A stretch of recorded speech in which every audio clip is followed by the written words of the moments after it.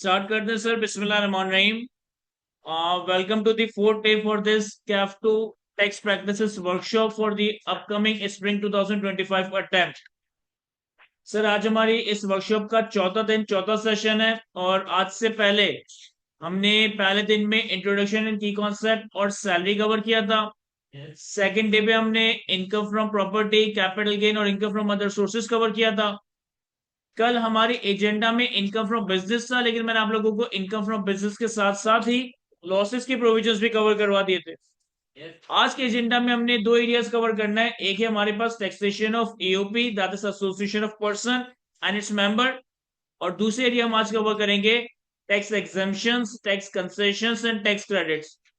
तो जिस तरह से हमने पिछले 3 दिन गुजारे, इन दो एरियाज में भी हम प्रोविजंस का, हम कॉन्सेप्ट्स का भी रिवीजन देखेंगे और साथ साथ इलस्ट्रेशन, साथ साथ उसके आईकेप के पास पेपर की क्वेश्चंस देख रहे होंगे। देखिए, टैक्सेशन ऑफ यूपी के चैप्टर में थियोरेटिकली अगर मैं बात करूं तो बहुत सारी चीजें हैं, लेकिन अगर हम कॉन्सेप्चुअली कवर करें तो कॉन्सेप्ट यहाँ पर बड़े लिमिटेड से हैं। और बड़े लिमिटेड से कॉन्सेप्ट ये है कि जिस तरह से हमारे पास individual, AOP, company, federal government, foreign government, political subdivision of foreign government, public international organization, 7 तरह के टैक्स पर्सन थे। इन्हीं 7 तरह के टैक्स पर्सन में से एक टैक्स पर्सन आपके पास एओपी भी है, that is association of profit, that is association of person. जिस तरीके से आइसोलेशन में एक इंडिविजुअल की टैक्सेशन होती है, जिस तरीके से आइसोलेशन में एक इंडिविजुअल की टैक्सेशन करते हैं, इसी तरीके से हम एओपी को एक सेपरेट टैक्स पर्सन ट्रीट करते हैं। और एओपी की पर्सन के ऊपर, एओपी के ऊपर पूरी सेपरेट इनकम और टैक्सेशन की वर्किंग हो रही होगी।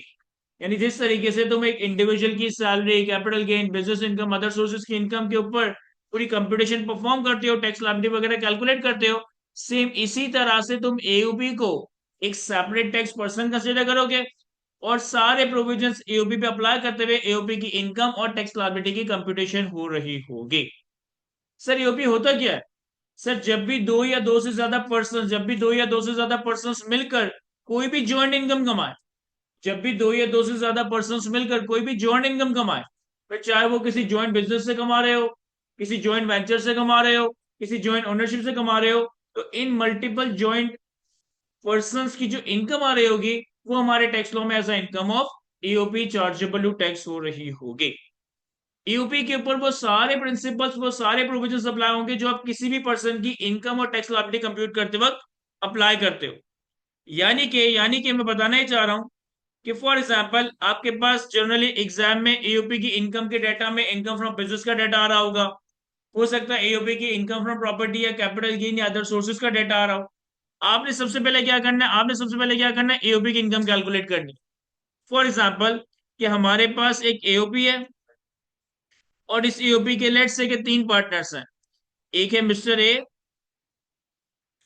एक है मिस्टर बी और एक है एक्स वाई जी कंपनी, एक है एक्स वाई जी कंपनी।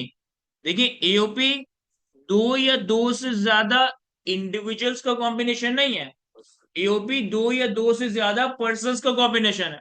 तो वो पर्सन इंडिविजुअल भी हो सकता है, कंपनी भी हो सकता है। फॉर एग्जाम्पल कि हमारे पास एक एओपी है जिसके 3 पार्टनर्स हैं, जिसके 3 मेंबर्स हैं, मिस्टर ए, मिस्टर बी और X Y Z company. Let's say mister A की शेयर होल्डिंग है, मिस्टर ए की पार्टनरशिप है 25% की हद तक। मिस्टर बी की शेयर होल्डिंग, मिस्टर बी की पार्टनरशिप है 35% की हद तक। और 25 35 कितना हुआ, 60। Mister x Y Z company की शेयर होल्डिंग है 40%। हमारे पास एक एओबी है जिसमें 3 पार्टनर्स हैं, मिस्टर ए 25% पे, मिस्टर बी 35% पे और एक्स वाई सी कंपनी 40% पे। अब आप क्या करोगे कि लॉ के प्रोविजंस को अप्लाई करते हुए वो सारे प्रोविजंस जो आपने 5 ईयर्स ऑफ इनकम में कवर किए, आप इस ईओपी की इनकम कैलकुलेट करोगे, आप इस ईओपी की इनकम कैलकुलेट करोगे। जब आप इस ईओपी की इनकम कैलकुलेट करोगे तो देयर इज अ पॉसिबिलिटी कि एओपी के पास इनकम अराइज ना हो, एओपी के पास लॉस अराइज हो जाए। अगर एओपी की इनकम की कैलकुलेशन में आपने देखा कि एओपी का लॉस आ गया है, तो सर अब एओपी का लॉस मेंबर्स को डिस्ट्रीब्यूट नहीं किया जाएगा। एओपी अपना लॉस खुद ही एडजस्ट करेगी या फिर खुद ही कैरी फॉरवर्ड कर रही होगी। सेम वही रूल्स अप्लाई करते हुए जो हमने लॉसेस की ट्रीटमेंट के प्रोविजंस में कवर किए। अगर ईयूपी के पास लॉस आ जाता है तो ईयूपी का लॉस मेंबर्स को सरेंडर नहीं किया जाएगा। ईयूपी अपना लॉस खुद ही कैरी फॉरवर्ड करके खुद ही सब्सिक्वेंट ईयर्स में एडजस्ट कर रही होगी। क्या ये बात समझ आती है? लेकिन अगर आपने ईयूपी की इनकम कैलकुलेट की और ईयूपी की इनकम कैलकुलेट करने के बाद ईयूपी के पास इनकम आ जाती है, तो सबसे पहला काम ये करना होगा कि ईयूपी की इनकम कैलकुलेट करने के बाद ईयूपी की इस इनकम में जितना कंपनी का हिस्सा है हम उसे एक्सक्लूड कर देंगे। जितना कंपनी का हिस्सा है उसे हम एक्सक्लूड कर देंगे। फॉर एग्जाम्पल कि आप लोगों ने ईयूपी की इनकम कैलकुलेट की और ईयूपी की इनकम आ गई लेट से 1000। अभी मैंने टैक्स कैलकुलेट नहीं किया, अभी मैंने सिर्फ इनकम की कंपटीशन की है, तो ईयूपी की इनकम आ गई 1000। हम क्या करेंगे कि इस 1000 रुपए की इनकम से कंपनी का हिस्सा माइनस कर देंगे। इस 1000 रुपए की इनकम से कंपनी का हिस्सा माइनस कर देंगे। सर कंपनी की हिस्सा कितना है इस हमारी एग्जांपल में? 40%। तो मैं 1000 का 40% यानी कि 400 माइनस कर दूंगा, तो बकाया रह जाएगा हमारे पास 600। अब ये जो 400 कंपनी का हिस्सा आपने माइनस किया ना, इसके ऊपर एयूपी टैक्स पे नहीं करेगा, इसके ऊपर कंपनी खुद टैक्स पे कर रही होगी। लकीली स्पीकिंग हमारे कैफ 2 के करिकुलम में कंपनी की टैक्सेशन है ही नहीं। लेकिन जब आप लोग इंशाल्लाह सीए फाइनल में आ जाओगे और कंपनी की टैक्सेशन देखोगे, तो वहां पे आप देखोगे कि कंपनी को ईओपी से जो भी हिस्सा मिल रहा होता है ईओपी उसे अपनी इनकम में शो करती है, और सॉरी, कंपनी उसे अपनी इनकम में शो करती है और कंपनी उसके ऊपर खुद से अपने कॉर्पोरेट रेट 29% पे टैक्स डिस्चार्ज कर रही होगी। अब आपने एयूपी की इनकम से कंपनी का हिस्सा एक्सक्लूड किया, कंपनी का हिस्सा बाहर किया। जो बाकी ईओपी की इनकम आ गई, जो बाकी ईओपी की इनकम आ गई, इस इनकम के ऊपर ईओपी टैक्स लायबिलिटी डिस्चार्ज कर रही होगी। इस इनकम के ऊपर ईओपी टैक्स लायबिलिटी डिस्चार्ज कर रही होगी। सर टैक्स लायबिलिटी कैसे वर्कआउट करेंगे? सर टैक्स लायबिलिटी ईओपी के केस में हम स्लैब रेट ऑफ टैक्स से वर्कआउट कर रहे होंगे। जो हमारे पास नॉन सैलरी इंडिविजुअल के स्लैब रेट थे वही हमारे लिए एओपी के स्लैब रेट्स हैं। हम एओपी की इनकम के ऊपर स्लैब रेट के हिसाब से टैक्स लायबिलिटी वर्कआउट कर रहे होंगे। अब एओपी की इनकम, एओपी की टैक्स लायबिलिटी कैलकुलेट करना कोई यूनिक काम नहीं है। जैसे हम इंडिविजुअल की वर्किंग करते थे वैसे हम एओपी की भी वर्किंग कर रहे होंगे। लेकिन यूनिक काम क्या है कि वंस आपने एओपी की टैक्स लायबिलिटी कैलकुलेट कर ली, अब आपने इस ईओपी की इनकम को इंडिविजुअल मेंबर्स में ब्रेक करना है। सर ईओपी की 600 की जो इनकम रह गई थी वो मिस्टर ए और मिस्टर बी से पर्टेन करती थी। तो मिस्टर ए और मिस्टर बी का इस 600 की इनकम में हिस्सा कितना है? सर 250 और 350। अच्छा ये 250 और 350 ना 600 मल्टीप्लाई बाय 25% कैलकुलेट नहीं होगा। ये 600 मल्टीप्लाई बाय 25% डिवाइडेड बाय 60% होगा। ये 600 मल्टीप्लाई बाय 35% डिवाइडेड बाय 60% होगा। ए और बी के हाथों में हिस्सा कितना आ गया? 250 और 350। ए और बी के हाथों में जो ये हिस्सा आया है ना ईओपी की इनकम से, ये एग्जाम फ्रॉम टैक्स होगा। ये एग्जाम फ्रॉम टैक्स होगा। यानी कि अगर ईओपी ने अपनी इनकम के ऊपर टैक्स पे कर दिया, तो टैक्स पे करने के बाद ईओपी की इनकम इंडिविजुअल मेंबर्स में जो डिस्ट्रीब्यूट होगी, इंडिविजुअल मेंबर्स के हाथों में जो ईओपी की इनकम आएगी वो इंडिविजुअल मेंबर्स के हाथों में एग्जाम फ्रॉम टैक्स होगी। लेकिन मेंबर्स के हाथों में एओपी की इनकम का हिस्सा एग्जाम तो है, लेकिन इस हिस्से को एक कॉन्सेप्ट के लिए इस्तेमाल किया जाएगा, and that concept is called averaging. And that concept is called averaging. अब ये एवरेजिंग क्या होता है ये मैं डायरेक्ट आपको सवाल में अप्लाई करके बताऊंगा। एवरेजिंग के कॉन्सेप्ट में हम करते ही हैं कि हम एग्जाम्प्ट इनकम को टैक्सेबल इनकम अज्यूम करते हैं और एक हायर स्लैब रेट कैलकुलेट करता है, एक higher average rate of tax calculate करता है। और जो भी higher average rate of tax workout होता है इंडिविजुअल की एक्चुअल टैक्सेबल इनकम पे, उस हायर एवरेज रेट से टैक्स लायबिलिटी वर्कआउट की जाती है। यानी कि for the sake of calculation, for the sake of computation, AOP के हाथों से आने वाला हिस्सा मेंबर्स के हाथों में एग्जाम तो होगा, लेकिन पहले आप इसे मेंबर की टैक्सेबल इनकम ट्रीट करोगे, अज्यूम करोगे, और मेंबर का एक स्लैब रेट ऑफ टैक्स इस्तेमाल करते हुए एक average rate of tax calculate करोगे। फिर जो भी वो average rate of tax workout होगा उसी एवरेज रेट ऑफ टैक्स से मेंबर्स की एक्चुअल टैक्सेबल इनकम पे, एक्चुअल टैक्सेबल इनकम का मतलब है इसमें एग्जाम शेयर ऑफ ईओपी नहीं आएगा, एक्चुअल टैक्सेबल इनकम पे टैक्स लायबिलिटी वर्कआउट की जाएगी। क्या ये बातें सुनने में समझ आ रही है? अप्लाई कैसे होगी वो तो हमें सवाल में दिख जाएगा। क्या ये बातें सुनने में समझ आ रही है हमें? सर एक सवाल देखते हैं हमारे पास एओपी की टैक्सेशन से पर्टेनिंग जो प्रैक्टिस क्वेश्चंस हैं। हैंडआउट अभी आप फिजिकल वालों को मिल जाएगा थोड़ी देर में।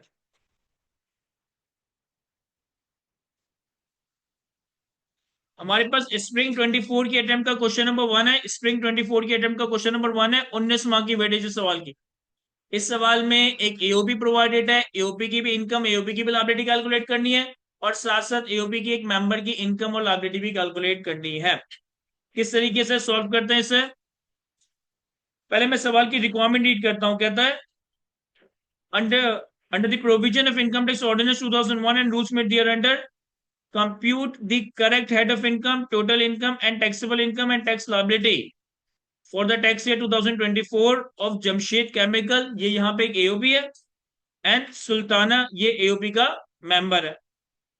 Ignore minimum tax under section 113, show all relevant exemption exclusion and disallowances. पहले मैं सिर्फ रिक्वायरमेंट नंबर ए पे फोकस करता हूं कि हमने जमशेद केमिकल और सुल्ताना की head of income, total income, taxable income और टैक्स लायबिलिटी वर्कआउट करनी है। सवाल की तरफ चलता है। कहता है for the purpose of this question assume the date today is 30th September 2024. Jamshed and Sultana are equal partners in Jamshed Chemical, which is engaged in the manufacturing and supply of industrial chemicals. The following information has been extracted from the Jamshed Chemical record for the year ended 30th June 2024. Sir हमारे पास 49 million की sales available है, 31 million की cost of sales, 18 million का gross profit, 6 million admin and selling expense, 1 million finance cost, 2 million की other income और 13 million का profit before tax. फिर हमारे पास कुछ इंफॉर्मेशन है। Point number 1, the cost of sales include 2.5 lakh against the provision for slow moving stock. Sir हम ये बात जानते हैं कि इनकम फ्रॉम बिजनेस में हमें एक्सपेंडिचर इनकर्ड अलाउ होता है, टैक्स लॉ में हमें प्रोविजन का एक्सपेंस अलाउ नहीं होता, because provisions are not expenditure incurred, they are future estimated expenses, तो ये डिसअलाउ कर देंगे। फिर कहता है administrative expense include salary of 4.5 lakh paid to each partner. Sir बहुत इंपॉर्टेंट पॉइंट, मैंने कल आपको सेक्शन 21 में बताया था कि अगर एक एओपी अपने पार्टनर को interest, profit on debt, salary, brokerage and commission ये चीजें पे करें तो ये चीजें एओपी के लिए एक्सपेंस नहीं है, ये चीजें एओपी के लिए एक तरह से डिस्ट्रीब्यूशन ऑफ प्रॉफिट है। हाँ अगर एओपी अपने पार्टनर को रेंट पे करता है तो ये एओपी के लिए रेंट एक्सपेंस है और पार्टनर के लिए रेंट इनकम कंसिडर किया जाएगा। इस एओपी ने अपने दोनों पार्टनर को 4.5 लाख की सैलरी पे की, ये हम एज अ एक्सपेंस क्लेम नहीं करेंगे। Finance cost include interest of 3,25,000 paid to each partner on their capital account. Sir ये भी अलाउ नहीं होगा, एओपी अपने पार्टनर को इंटरेस्ट पे करे, ये एज अ एक्सपेंस क्लेम नहीं हो सकता। अदर इनकम जो हमारे पास आ रही है 2 मिलियन, उसमें कहता है कि other income includes bad debt recovered of 2,25,000, bad debt recovered of 2,25,000, यानी कि अदर इनकम के इस 2 मिलियन के अमाउंट में ये 2,25,000 रुपए की रिकवरी शामिल है, पूरी 2,25,000 की रिकवरी शामिल है। आगे कहता है JC had previously written off a debt of 4 lakh in June 2022 and initiated a legal claim against the debtor to recover. Tax authorities had allowed a deduction of 3 lakh in tax year 2022.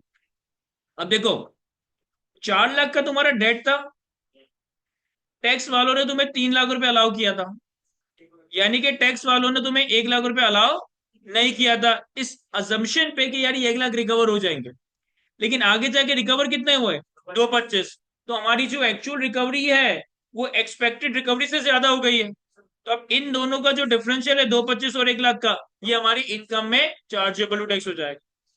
और जो other income में accounting में 225 already recorded है, इससे हम reverse भी कर रहे हो, क्योंकि अकाउंटिंग एडजस्टमेंट को हमने अंडू करना है और टैक्स एडजस्टमेंट को हमने अकाउंट फॉर करना है। इसके बाद अकाउंट्स में इनकम बनेगी, टैक्स में नहीं। पूरी जो रिकवरी हुई वो अकाउंट्स में इनकम बनेगी, क्योंकि अकाउंट्स में पूरा 4 लाख राइट ऑफ कर दिया है, 225 रिकवर हो गया, लेकिन टैक्स में तो अलाउ ही 3 लाख हुआ था, 1 लाख तो वैसे ही अलाउ नहीं हुआ था। तो टैक्स वालों के लिहाज से सिर्फ एक 25 की इनकम है, पूरे 2 25 की नहीं। ज्यादा आएगा तो टैक्स वगैरह तो उसको टैक्स तो करेगा। ज्यादा अमाउंट को टैक्स करेगा, 125 को टैक्स करेगा। एक लाख फॉर एग्जाम्पल रिकवर होना था, 2 लाख हो गया, टैक्स तो उसको टैक्स वाला तो टैक्स तो करेगा ना। देखें यहाँ सुने, सर सवाल ये पूछा जा रहा है कि 1 लाख रिकवर होना था और 2 लाख रिकवर हो गया, तो टैक्स वाला 2 लाख रुपए को टैक्स करेगा? नहीं, क्योंकि टैक्स वाले ने जो पहले वाले हिस्से का 1 लाख है वो तो पहले ही टैक्स किया हुआ है। अब आप दोबारा वो पूरे 2 लाख दोबारा टैक्स नहीं कर पाओगे, आप एक्सेस रिकवरी को टैक्स करोगे। फिर आगे कहता है a net loss of 13,25,000 other income includes net loss of 13,25,000 from energy derivative contract. On 1st January 24, JC entered into this contract to purchase 300 barrel of crude oil for manufacturing various industrial chemical, aiming to hedge against future price fluctuation. The contract set to expire on 30 June 2024 was sold before its scheduled settlement date, leading to the loss. Sir ये क्या है? Sir ये speculation loss है, और speculation loss के बारे में हम जानते हैं कि स्पेकुलेशन लॉस सिर्फ और सिर्फ स्पेकुलेशन इनकम से एडजस्ट होगा या फिर 6 साल तक कैरी फॉरवर्ड होगा। सर इसका तो बिजनेस केमिकल का ही है ना, तो उसने अपनी इन्वेंटरी के लिए क्यों है? सर इसका तो बिजनेस ही केमिकल का है, तो इसने अपनी इन्वेंट्री के लिए नहीं किया। देखें, स्पेकुलेशन बिजनेस की डेफिनेशन ये है, स्पेकुलेशन बिजनेस की डेफिनेशन ये है कि अगर आप किसी भी कमोडिटी के परचेज और सेल का कोई फ्यूचर या फॉरवर्ड एग्रीमेंट करते हो तो ये स्पेकुलेशन बिजनेस है। लेकिन इसकी एक्सेप्शन ये है कि अगर एक मैन्युफैक्चरर जिसे फ्यूचर में कोई कॉन्ट्रैक्ट फुलफिल करना है उसकी रॉ मटेरियल की हेजिंग के लिए फॉरवर्ड या फ्यूचर कॉन्ट्रैक्ट करे तो ये स्पेकुलेशन नहीं है। अगर एक ट्रेडर जिसे फ्यूचर में कोई कॉन्ट्रैक्ट एग्जीक्यूट करना है वो उस अपने गुड्स की प्राइस फ्लक्चुएशन को हेज करने के लिए कोई फॉरवर्ड या फ्यूचर करे तो ये स्पेकुलेशन नहीं है। अब यहाँ पे किसी फ्यूचर कॉन्ट्रैक्ट की बात नहीं हो रही कि हमें कोई फ्यूचर कॉन्ट्रैक्ट एग्जीक्यूट करना है जिसके लिए हम ये काम कर रहे हैं। यहाँ पे हम प्योरली प्राइस फ्लक्चुएशन से कमाने के लिए वाली काम करने की कोशिश कर रहे हैं। तो सर ये हमारा स्पेकुलेशन लॉस बनता है। अगर यहाँ पे वो लिख देता कि एक स्पेशल कॉन्ट्रैक्ट के लिए करें नहीं होता। तो फिर ये स्पेकुलेशन लॉस नहीं बनता, फिर ये हमारा नॉर्मल बिजनेस लॉस बनता है। अगर वो कहता है कि हमारे पास कोई कॉन्ट्रैक्ट है जो हमें फ्यूचर में एग्जीक्यूट करना है और उसकी हेजिंग के लिए हम ये वाला काम कर रहे हैं तो फिर ये स्पेकुलेशन नहीं होता, ये हमारा नॉर्मल बिजनेस लॉस बन जाता। आगे कहता है on 1st May 24 Sultana with Jamshed permission moved some of the office furniture to her residence for the personal use. The market price of the furniture at that time was 2 million and the furniture was initially purchased on 1st July 21 for 1.6 million. कह रहा है इस Jamshed chemical में एक furniture है जो सुल्ताना अपने personal use के लिए घर ले गई। सर हमने एक्विजिशन और डिस्पोजल का जो सेक्शन कवर किया है उसमें चेंज ऑफ यूज का सिनेरियो कवर किया है कि जब ये बिजनेस यूज में था तो ये बिजनेस एसेट था, अब ये पर्सनल यूज में आ गया तो अब ये पर्सनल एसेट बन गया, यानी कि बिजनेस एसेट की डिस्पोजल हो रही है। इवन दो कि यहाँ कोई कंसिडरेशन नहीं है लेकिन स्टिल लॉ की नजर में ये बिजनेस एसेट की डिस्पोजल है, तो अब यहाँ पर हम डिस्पोजल गेन और लॉस कैलकुलेट करेंगे। अब सवाल ये क्रिएट होता है कि ये फर्नीचर है तो ईओपी के हाथों में ये फर्नीचर की डिस्पोजल पे आने वाला गेन क्या कैपिटल गेन में टैक्स होगा या टैक्स ही नहीं होगा? कैपिटल गेन नहीं होना चाहिए। ये जो फर्नीचर तो एक फर्नीचर है ना, इसकी डिस्पोजल पे आने वाला गेन ईओपी के हाथों में किस सेट में टैक्स करवाऊंगा या टैक्स ही नहीं करवाऊंगा? सर ये इनकम फ्रॉम बिजनेस में टैक्स होगा क्योंकि एओपी के लिए ये बिजनेस एसेट डेप्रिशिएबल एसेट है तो ये डेप्रिशिएट हुआ होगा, तो डेप्रिशिएबल एसेट की डिस्पोजल पे आने वाला गेन और लॉस कैपिटल गेन में नहीं जाएगा, वो आपका इनकम फ्रॉम बिजनेस में जा रहा होगा। समझ आ रहा है ना सबको? फिर आगे कहता है further information related to Sultana. अब हमारे पास सुल्ताना की कुछ इंफॉर्मेशन अवेलेबल है। ऑन 1st जुलाई 2023 साल के पहले दिन Sultana let out her plot of land in Korangi industrial area to her brother import house at a monthly rent of 1 lakh. The prevailing fair market rent in the area was 1,70,000. कह रहे सुल्ताना ने अपनी एक property अपने भाई को 1 लाख रुपए माहाना किराए पर दी जबकि प्रॉपर्टी का फेयर मार्केट रेंट कितना है? 1,70,000। सर इस इनकम को हम इनकम फ्रॉम प्रॉपर्टी में हायर ऑफ एक्चुअल रेंट और फेयर मार्केट रेंट टैक्स करवा देंगे। फिर कहता है Additionally, she received non-adjustable deposit of 3 lakh. A non-adjustable deposit of 1.5 lakh received from previous tenant in July 2022 was refunded. कह रहा है पुराना एक टेनेंट था जिससे हमने 1.5 लाख का नॉन एडजस्टेबल डिपॉजिट लिया था जुलाई 2022 में, वो हमने रिफंड कर दिया और अपने भाई से 3 लाख रुपए का नॉन एडजस्टेबल डिपॉजिट लिया। तो अब हम 3 लाख माइनस 1.5 लाख का वो अमाउंट जो कि ऑलरेडी टैक्स हो चुका है, इन दोनों के डिफरेंशियल 10 सालों पे टैक्स नहीं करवाएंगे सर, क्योंकि सवाल को अगेन रीड तो करें प्रॉपर्ली। प्लॉट ऑफ लैंड की बात हो रही है। नॉन एडजस्टेबल अमाउंट की जो टैक्सेशन है वो सिर्फ बिल्डिंग के केस में होती है, वो लैंड के केस में नहीं होती। पिक किया था हमने या नहीं? घंटा एक नहीं किया था बस। Point number 2, in 2021 Sultana received 2000 shares of foreign company इन 2021, यानी कि 2 साल पहले की बात बता रहा है। Sultana receive 2000 shares in a foreign company, Lucky International, listed in USA, from her friend Jamila as a gift. Jamila had acquired these shares in 2018 for PKR equivalent to 45 rupees. For PKR equivalent to 45 rupees while working in the US. The fair market value of each share at the time of transfer to Sultana was equivalent to 120. On 1st January 24, Sultana disposed of these shares for PKR equivalent to 200 per share and paid PKR equivalent to 82,000 in taxes in USA. बहुत अच्छी adjustment है। कहता है 2021 में 2-3 साल पहले सुल्ताना को 2000 shares मिले एक फॉरेन कंपनी के जो कि यूएसए में लिस्टेड है, अपनी दोस्त से। पहले तो मुझे बताओ ये फॉरेन कंपनी का शेयर नॉर्मल कैपिटल एसेट है या सिक्योरिटीज है? सर ये तो लिस्टेड है, लेकिन पाकिस्तान में लिस्टेड नहीं है ना, तो ये इनकम टैक्स लॉ की नजर में प्राइवेट कंपनी है, और इनकम टैक्स लॉ की नजर में प्राइवेट कंपनी है तो प्राइवेट कंपनी का शेयर सिक्योरिटीज नहीं होता, नॉर्मल कैपिटल एसेट होता है। ये समझ आता है। अब 2021 में हमारी दोस्त ने हमें 2000 शेयर्स गिफ्ट किए। हमारी दोस्त ने ये शेयर्स 2018 में 45 रुपए के खरीदे थे। जब हमें गिफ्ट किए तब उसकी वैल्यू 120 रुपए थी, और 1 जनवरी 2024 में हमने ये शेयर 200 रुपए के बेच दिए।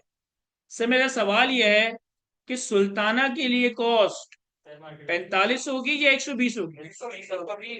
120 होगी। क्यों? क्योंकि सुल्ताना को ये शेयर्स दोस्त से मिले, रिलेटिव से नहीं मिले।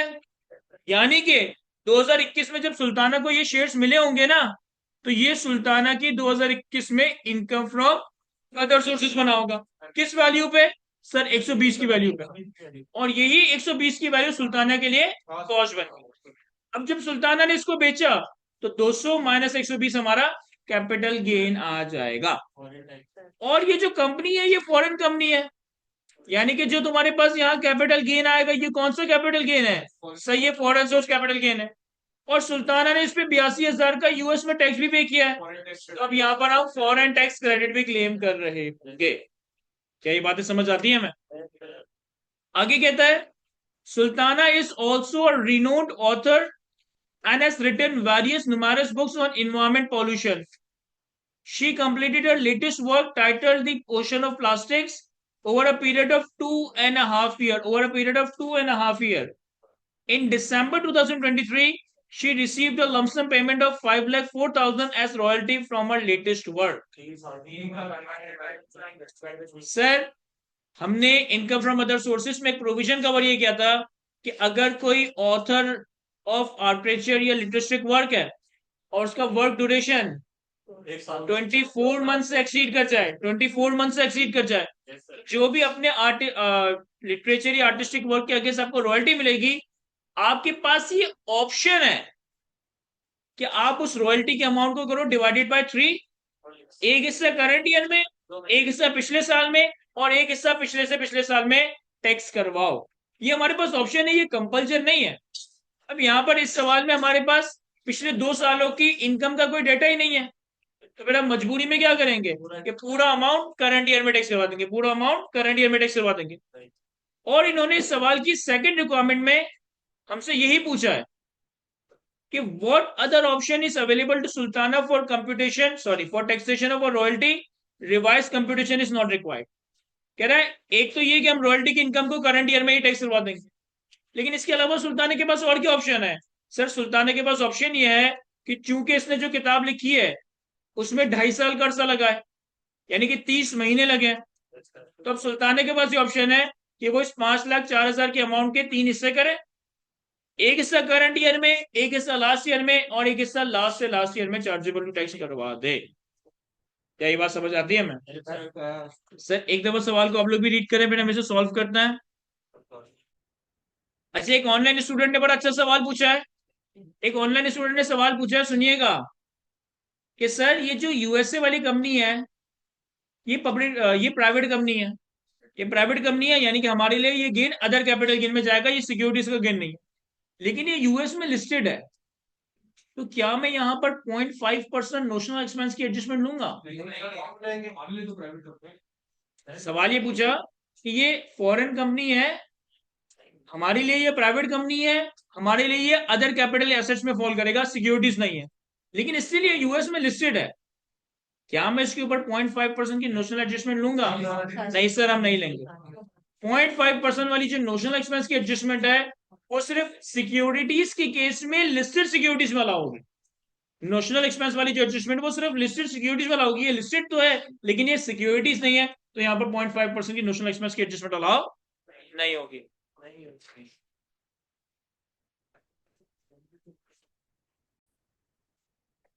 चलिए जी, यहाँ देखिए मैं सॉल्व करवाता हूँ इस सवाल को।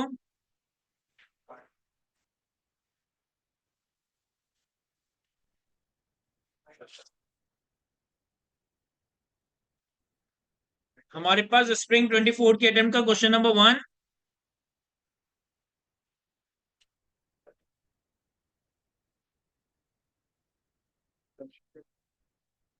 पहले हम जमशेद केमिकल की वर्किंग करते हैं,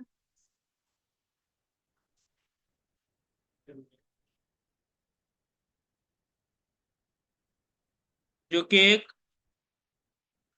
रेजिडेंट ईओपी है, और टैक्स ईयर है हमारे पास 2024। सर हमारे पास लार्जली जो इनकम है सीओबी की वो इनकम फ्रॉम बिजनेस है, और अगर किसी और हेड की इनकम होगी तो उसे भी हम देख लेंगे।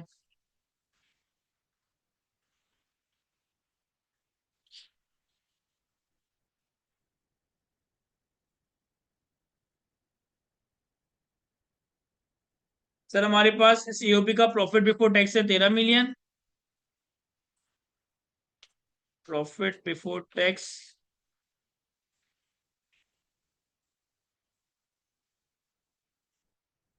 13 मिलियन। फिर हमारे पास पॉइंट नंबर 1 में प्रोविजन शामिल था, ये में अलाउ नहीं होगा, तो प्रोविजन को मैं डिसअलाउ कर दूंगा, 2.5 लाख रुपए में ऐड कर दूंगा। फिर हमारे पास सैलरी टू पार्टनर थी। अच्छा, ये मंथली सैलरी नहीं है, ये पूरी एनुअल सैलरी बताई इन्होंने, 4.5 लाख रुपए, और दो पार्टनर्स थे यहाँ पे, सुल्ताना और जमशेद। तो हमारे पास सैलरी टू पार्टनर डिसअलाउ हो जाएगा, 4.5 लाख इंटू 2, 9 लाख। फिर हमारे पास इंटरेस्ट टू पार्टनर है 325 ईच पार्टनर,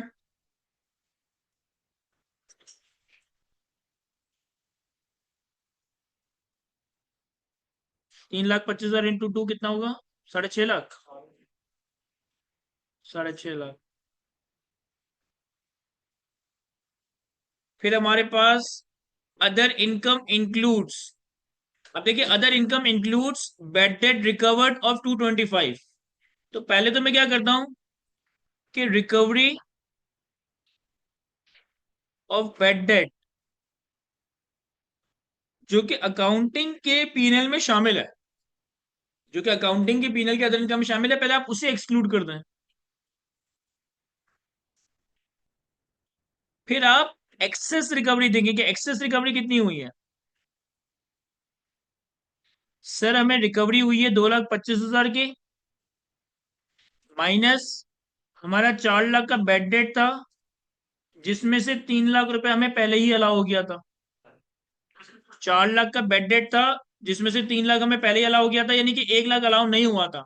इस एस्टिमेशन पे कि ये रिकवर हो जाएगा, लेकिन रिकवरी कितनी हुई? 225। तो 225 और 1 का डिफरेंस देखें तो एक्सेस रिकवरी कितनी हुई है? 1,25,000 रुपए। ये हमारी इनकम में टैक्सेबल हो जाएगा। फिर हमारे पास पॉइंट नंबर 2 में other income includes a net loss of 325 sorry 1325 from energy derivative contract. Sir ये नेट लॉस है, अदर इनकम में शामिल है। स्पेकुलेशन लॉस है ये। अब इसको हटाने के लिए मैं ऐड करूं या लेस करूं? लेकिन इनकम तो पीएनएल में ऑलरेडी ऐड हुई भी होती है। सर वो इनकम में नेट हुआ है, यानी एक्चुअली आपकी इनकम 13,25,000 है, और उस 13,25,000 में लॉस माइनस ही हुआ है, तो ये आपको फेस के ऊपर 2 मिलियन दिखाई दे रहा है। तो अंडू करने के लिए आप इसे ऐड नहीं करोगे, सॉरी आप इसे लेस नहीं करोगे, आप इसे ऐड करोगे। 13,25,000। फिर हमारे पास डिस्पोजल ऑफ एसेट है। अच्छा, डिस्पोजल ऑफ एसेट के लिए हमें इस फर्नीचर की डब्ल्यूडीपी कैलकुलेट करनी पड़ेगी। देखो, ये 16 लाख रुपए का फर्नीचर था जो कि 1 जुलाई 2021 में खरीदा गया था। तो इसका मतलब है कि अगर मैं इसकी डेप्रिसिएशन कैलकुलेट करूं, डब्ल्यूडीपी ऑफ फर्नीचर, तो इसकी कॉस्ट थी 16 लाख। फर्नीचर पे हमें इनिशियल अलाउंस मिलता है? नहीं sir, furniture eligible depreciable asset नहीं है। तो हमें देखो, 1 जुलाई 2021 में खरीदा है। 1 जुलाई 2021 टैक्स ईयर कौन सा है? 1 जुलाई 2021 टैक्स ईयर 2022 है। 1/2022 का आपने डेप्रिसिएशन क्लेम किया होगा। फर्नीचर का रेट कितना है? 15%। तो 16 लाख का 15%, 2,40,000 का डेप्रिसिएशन आपने 2022 में क्लेम किया होगा। तो आपके पास 1,360,000 की डब्ल्यूडीबी आ गई होगी। फिर आपने दोबारा 15% से 2023 में डेप्रिसिएशन क्लेम किया होगा, 2,04,000। तो फिर आपके पास डब्ल्यूडीबी 1,360 माइनस 204, 1156,000। और फिर आपने 2024 में 15% से डेप्रिसिएशन क्लेम नहीं किया होगा, क्योंकि सर 2024 में तो आप एसेट डिस्पोज ऑफ कर रहे हो ना। 2024 में तो आप एसेट डिस्पोज ऑफ कर रहे हो, तो जिस साल हम एसेट बेचते हैं उस साल में डेप्रिसिएशन अलाउ नहीं होता। तो 11,56,000 इसकी डब्ल्यूडीबी आ गई। और जब हमने इसको डिस्पोज ऑफ किया, उसकी फेयर मार्केट वैल्यू कितनी थी? 2 मिलियन। तो हमारे पास gain on disposal 2 million minus 11,56,000 working one में कैलकुलेट किया है। कितना? 8,44,000। ये हमारा gain on disposal of furniture आ गया। इसके बाद ये जो पॉइंट नंबर 1, 2, 3 हमें सुल्ताना के बारे में बताया है, तो यहां तक हम इसकी income from business non speculation calculate कर सकते हैं। ये हमारे पास income from business non speculation आ गया 16,869,000, 16,869,000, 16,869,000। इसके बाद हम प्रेजेंटेशन के लिए शो कर देंगे कि हमारे पास स्पेकुलेशन बिजनेस लॉस है। स्पेकुलेशन बिजनेस लॉस कितना था? 13,25,000। ये हमने इस एडजस्टमेंट से उठाया था।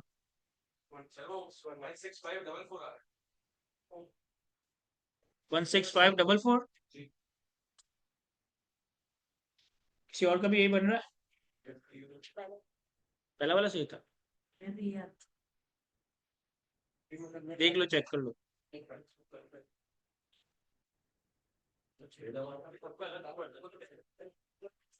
अलग अलग क्यों आ रहा है?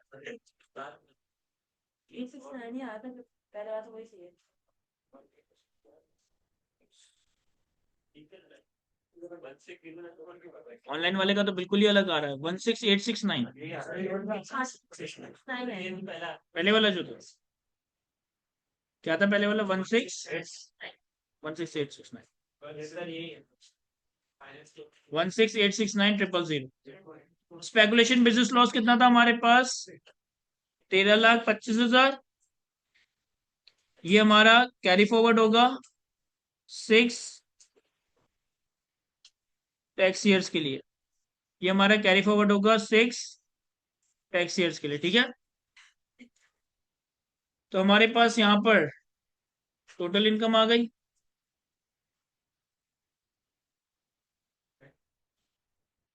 और कुछ नहीं है ना यहाँ पे। इधर हाँ यही है बस।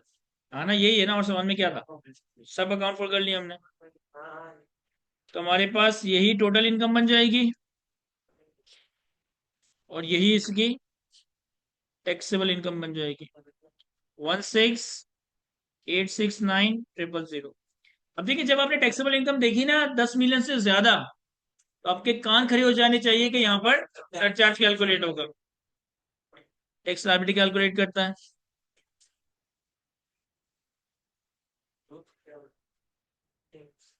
सर अगर हम अपने पास लाइब्रेरी ओपन करें, तो नॉन सैलरी इंडिविजुअल के स्लैब रेट हमारे पास इनकम है 16 मिलियन, तो ये आखिरी वाले स्लैब में फॉल करेगी। अच्छा, आखिरी वाले स्लैब में क्या लिखा है? 16,10,000 plus 45% of the amount exceeding 5.6 million. लेकिन इसके नीचे एक प्रोवाइजो भी है। प्रोवाइजो में कहता है कि अगर आप एक ऐसी ओपी हो जो कि रेलेवेंट प्रोफेशन के तहत ईओपी बनाना मजबूरी है, कंपनी नहीं बना सकते, तो फिर आपके लिए ये 45% नहीं बल्कि 40% होगा। लेकिन यहाँ पर इस सवाल में ऐसा कुछ भी लिखा हुआ नहीं था। ये तो नॉर्मल एक मैन्युफैक्चरिंग कंपनी है, चाहते तो ये लोग कंपनी भी बना सकते थे, लेकिन इन्होंने ईओपी बनाई है, तो अब यहाँ पे ये वाला स्लैब ही अप्लाई होगा। तो 16,10,000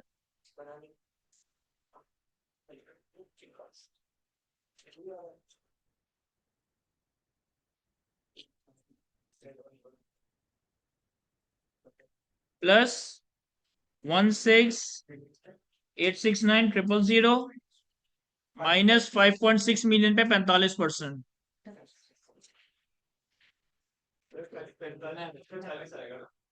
हाँ हाँ हाँ, वो 16,10,000 सेम रहेगा, और वो भी सिर्फ उस वक्त जब एक ऐसी ओपी है जो कि अपने प्रोफेशन के तहत कंपनी नहीं बना सकती। वो बताया हुआ होगा आपको सवाल। नहीं, ये प्रोवाइजो जो है ना, ये लास्ट बजट में ही लॉ का पार्ट बना, इससे पहले ये था ही नहीं लॉ, तो ये पहली बार ही लॉ में आया है। आपके पास आएगा तो आपको कोई मसला नहीं होगा, वो आपको क्लियर कट ये बात बता देगा कि भाई हमने इनकॉर्पोरेट करवाई है एओपी, क्योंकि हमारे लॉ प्रोफेशन के तहत हम कंपनी नहीं बना सकते। तो हमारे पास ये कितना टैक्स कैलकुलेट हुआ?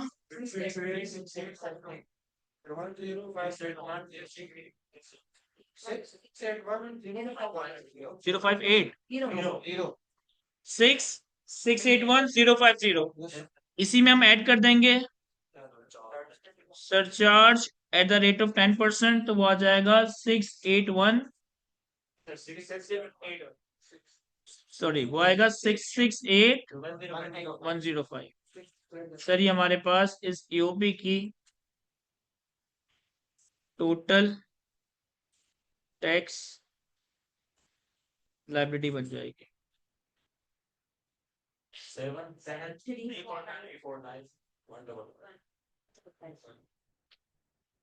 7,349,155। हमारे पास इस ईओपी की टैक्स लाइबिलिटी आ गई।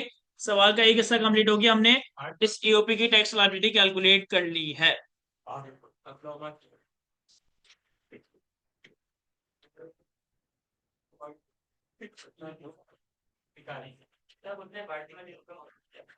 मेरा जैसे आईकेप की बाय रेगुलेशंस में लिखा है, आईकेप के बाय लॉज में लिखा है कि अगर आपने ऑडिट फर्म के तौर पे ऑपरेट करना है ना, तो आप कंपनी नहीं बना सकते, आपने फर्म ही बनानी है, आपने एओपी बनानी है। इसी तरीके से जो लॉयर्स होते हैं ना, उनकी भी एसोसिएशन में लिखा है कि आप कंपनी नहीं बना सकते, आपने एओपी बनाना है। ऐसा इसलिए कि as a auditor, as a lawyer, हमारी हमारे क्लाइंट की तरफ जो रिस्पॉन्सिबिलिटी है ना, हमारी हमारे क्लाइंट की तरफ जो लायबिलिटी है ना, वो अनलिमिटेड होती है। कि अगर हमने गलत ओपिनियन दे दिया, अगर हमने गलत एडवाइस कर दिया, तो ये हमारी बल्ली बन जाएगा। तो इसलिए हमारे प्रोफेशन में ये लिखा है कि हम कंपनी बना के लिमिटेड लायबिलिटी कंपनी नहीं बना सकते, हमें ईओपी के तौर पे ही काम करना है।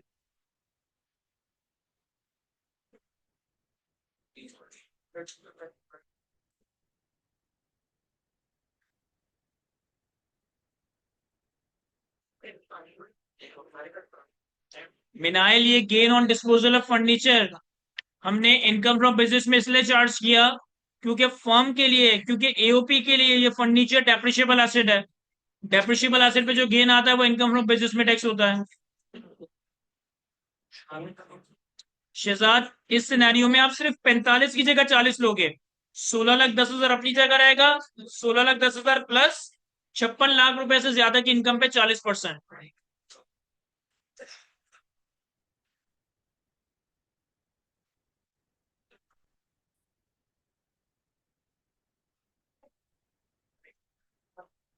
चले जी, यहां देखें। अब हमें पार्टनर की इनकम कैलकुलेट करने के लिए, पार्टनर की इनकम कैलकुलेट करने के लिए पहले पार्टनर के हाथों में इस ईओपी से कितना हिस्सा आया वो भी कैलकुलेट करना पड़ेगा। देखिए, हमारे पास इस ईओपी की टैक्सेबल इनकम कितनी है? सर, हमारे पास इस ईओपी की टैक्सेबल इनकम है 16,869,000। देखिए, इस सवाल में गौर से सुनिएगा। इस सवाल में दोनों पार्टनर का हिस्सा इक्वल है, दोनों पार्टनर इक्वल सैलरी लेके गए, दोनों पार्टनर इक्वल इंटरेस्ट लेके गए। तो अगर मैं इस अमाउंट को सिंपली डिवाइडेड बाय 2 कर दूं ना, तो दोनों पार्टनर का हिस्सा सही कैलकुलेट हो जाएगा। लेकिन मैं आपसे ये रिकमेंड नहीं करूंगा कि आप ऐसा काम करें, क्योंकि ये तो सिर्फ इत्तेफाक इस सवाल में ऐसा है कि दोनों का हिस्सा भी बराबर है, दोनों की सैलरी भी बराबर है और दोनों का इंटरेस्ट भी बराबर है। देयर इज अ पॉसिबिलिटी कि जो एओपी के पार्टनर्स हैं उनका हिस्से का रेशियो अलग अलग हो, वो सैलरी किसी और रेशियो में लेके जा रहे हो, उन्हें इंटरेस्ट किसी और रेशियो में मिल रहा हो। तो अब हम क्या करेंगे कि हम एओपी की जो टैक्सेबल इनकम प्लॉट करेंगे, इससे पहले आप लेस करोगे amount already drawn as salary and interest. ये लोग सैलरी और इंटरेस्ट के नाम पे कितना ले जा चुके हैं? ये लोग सैलरी और इंटरेस्ट के नाम पे कितना ले जा चुके हैं? सर, 9 लाख और 6.5 लाख। तो 9 लाख और 6.5 लाख, ये ऑलरेडी 15,50,000 ले जा चुके हैं। तो टैक्सेबल इनकम से जो अमाउंट ये लोग ऑलरेडी ले जा चुके हैं, हमने वो माइनस किया, हमारे पास नेट डिविजिबल इनकम आ जाएगी 15,319,000। अब हम कैलकुलेट करेंगे शेयर ऑफ सुल्ताना। कैसे? कि सर, ये जो 15,319,000, इसमें सुल्ताना का हिस्सा 50% है। 9 लाख की जो सैलरी दोनों लेके गए उसमें सुल्ताना की सैलरी 4.5 लाख थी, 6.5 का दोनों जो इंटरेस्ट ले गए उसमें सुल्ताना का इंटरेस्ट 3.25 था। 8,434 500 सर, ये हमारे पास सुल्ताना का हिस्सा आ गया। देखो, यहाँ पे तुम इस अमाउंट को अगर डिवाइडेड बाय 2 करोगे ना, तो डायरेक्टली यहाँ पहुंच जाओगे। लेकिन मैंने ऐसा इसलिए नहीं किया क्योंकि हर सवाल में ये अप्लाई नहीं होगा। तो बेहतर है कि आप वो फॉर्मेट अपने जहन में मेमोराइज करें जो आपका हर सवाल में यूनिवर्सली अप्लाई हो। कि पहले टैक्सेबल इनकम से जो मेंबर्स ऑलरेडी ले गए उसको माइनस करें, जो नेट डिविजिबल इनकम आए उसके ऊपर रेशियो अप्लाई करें, और फिर जो पार्टनर ऑलरेडी ले गए वो हिस्सा ऐड करें, तो आपके पास शेयर ऑफ पार्टनर आ जाएगा। क्या ये समझ आता है? मैं अब यहां तक हमारे पास ईओपी की टैक्सेशन कंप्लीट हो गई। अब हम आते हैं सुल्ताना के ऊपर, मतलब सुल्ताना की लायबिलिटी वगैरह कैलकुलेट करते हैं।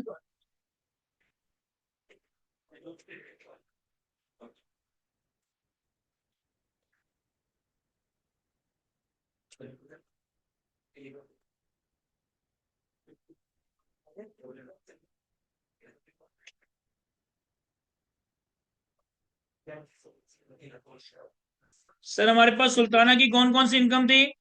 पॉइंट नंबर वन में हमारे पास इनकम फ्रॉम प्रॉपर्टी थी।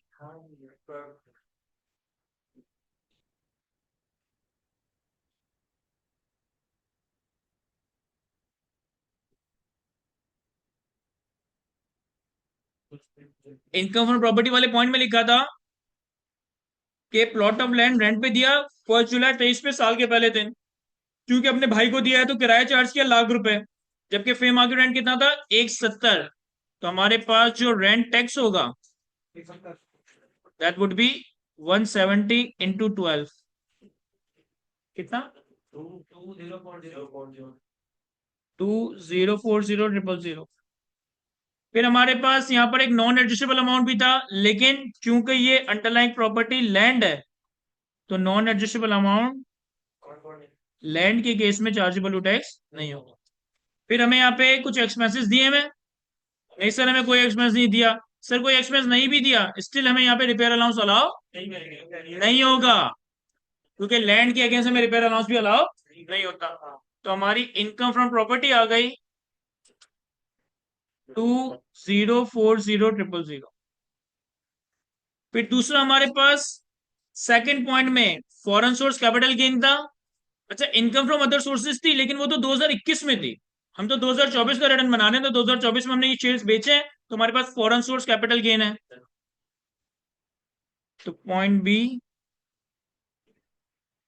Foreign source income capital gain. Sir कितना? सर 2000 शेयर्स थे, 200 के बेचे, जब मिले थे तब फेयर मार्केट वैल्यू 120 थी, जो हमारे लिए कॉस्ट बन गई। तो 2000 शेयर्स इंटू 200 माइनस 120 कर दूं?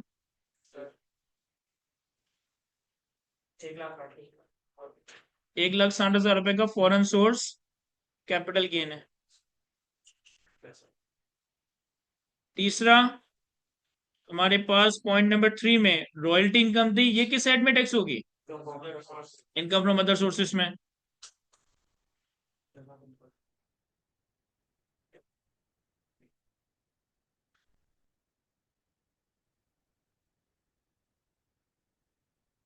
सर रॉयल्टी का अमाउंट था हमारे पास 5,04,000।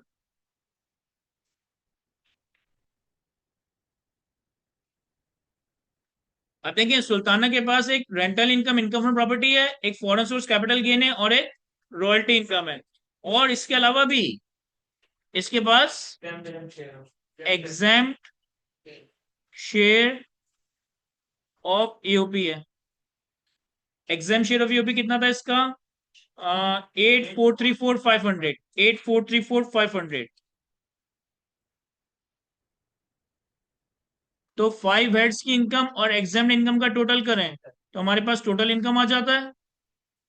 टोटल इनकम से हम एग्जाम इनकम माइनस करें तो हमारे पास टैक्सेबल इनकम आ जाता है।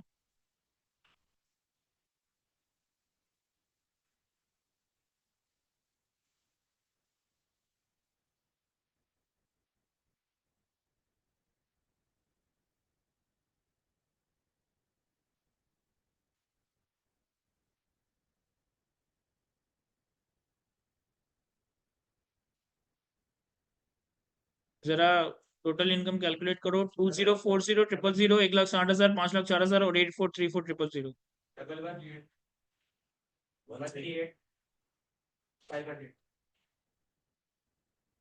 और एग्जाम इनकम माइनस करें 8,434,500 27।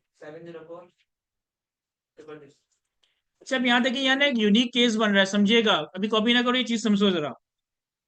देखो, सुल्ताना की जो है ना अपनी टैक्सेबल इनकम 2.7 मिलियन है, यानी कि सुल्ताना पे सरचार्ज नहीं लगना चाहिए। सुल्ताना की अपनी टैक्सेबल इनकम 10 मिलियन से कम है, यानी कि सुल्ताना पे सरचार्ज नहीं लगना चाहिए। लेकिन सुल्ताना एक एओपी की मेंबर है, और जब हम एवरेजिंग का कॉन्सेप्ट अप्लाई करते हैं तो हम एओपी से मिलने वाला एग्जाम्प्ट हिस्सा भी इनकम अज्यूम कर लेते हैं। वो हिस्सा मिलाकर इसका अमाउंट कितना बन रहा है? 11,138,000,500। ये 10 मिलियन से ज्यादा है, यानी कि इसके ऊपर सरचार्ज वाला प्रोविजन अप्लाई हो जाएगा। अब देखो टैक्सेशन किस तरह से होगी, कॉपी ना करो अभी, सिर्फ समझ लो इसे। देखो मैं टैक्स लायबिलिटी कैलकुलेट करता हूं।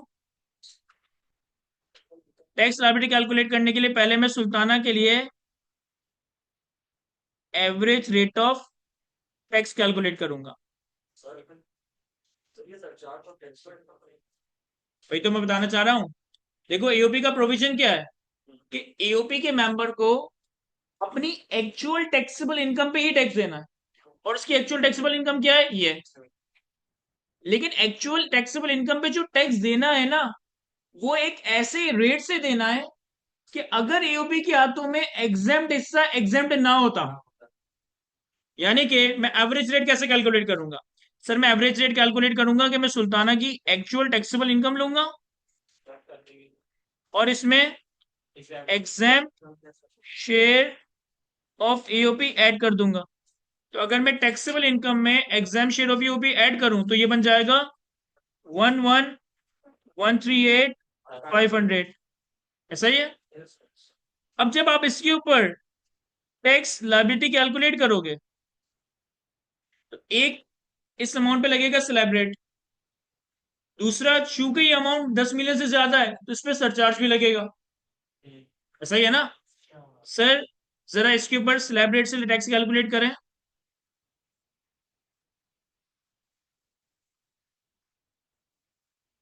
ये रहा slab, 16,10,000 plus 11,138,500 minus 5.6 million into 45%। 4,102,325।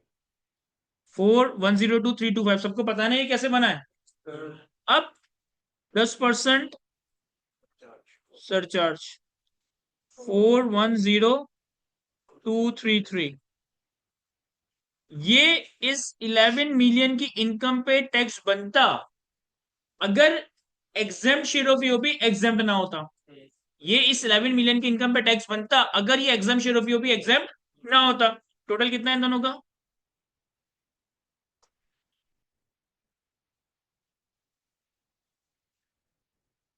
Four five four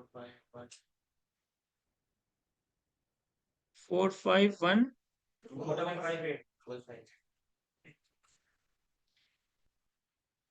हमने सुल्ताना की टैक्सेबल इनकम में exam share of EOP add किया और उस टोटल अमाउंट के ऊपर टैक्स लायबिलिटी वर्कआउट की इंक्लूडिंग सरचार्ज, क्योंकि ये टोटल अमाउंट 10 मिलियन से ज्यादा था। अब हम सुल्ताना की अगर टैक्स लायबिलिटी वर्कआउट करें तो वो कैसे वर्कआउट होगी। Sir average rate of tax that is 4,512,558 divided by 11,138,500, ये एवरेज रेट ऑफ टैक्स आ गया। मल्टीप्लाई बाय सुल्ताना की एक्चुअल टैक्सेबल इनकम कितनी है, 2704,000।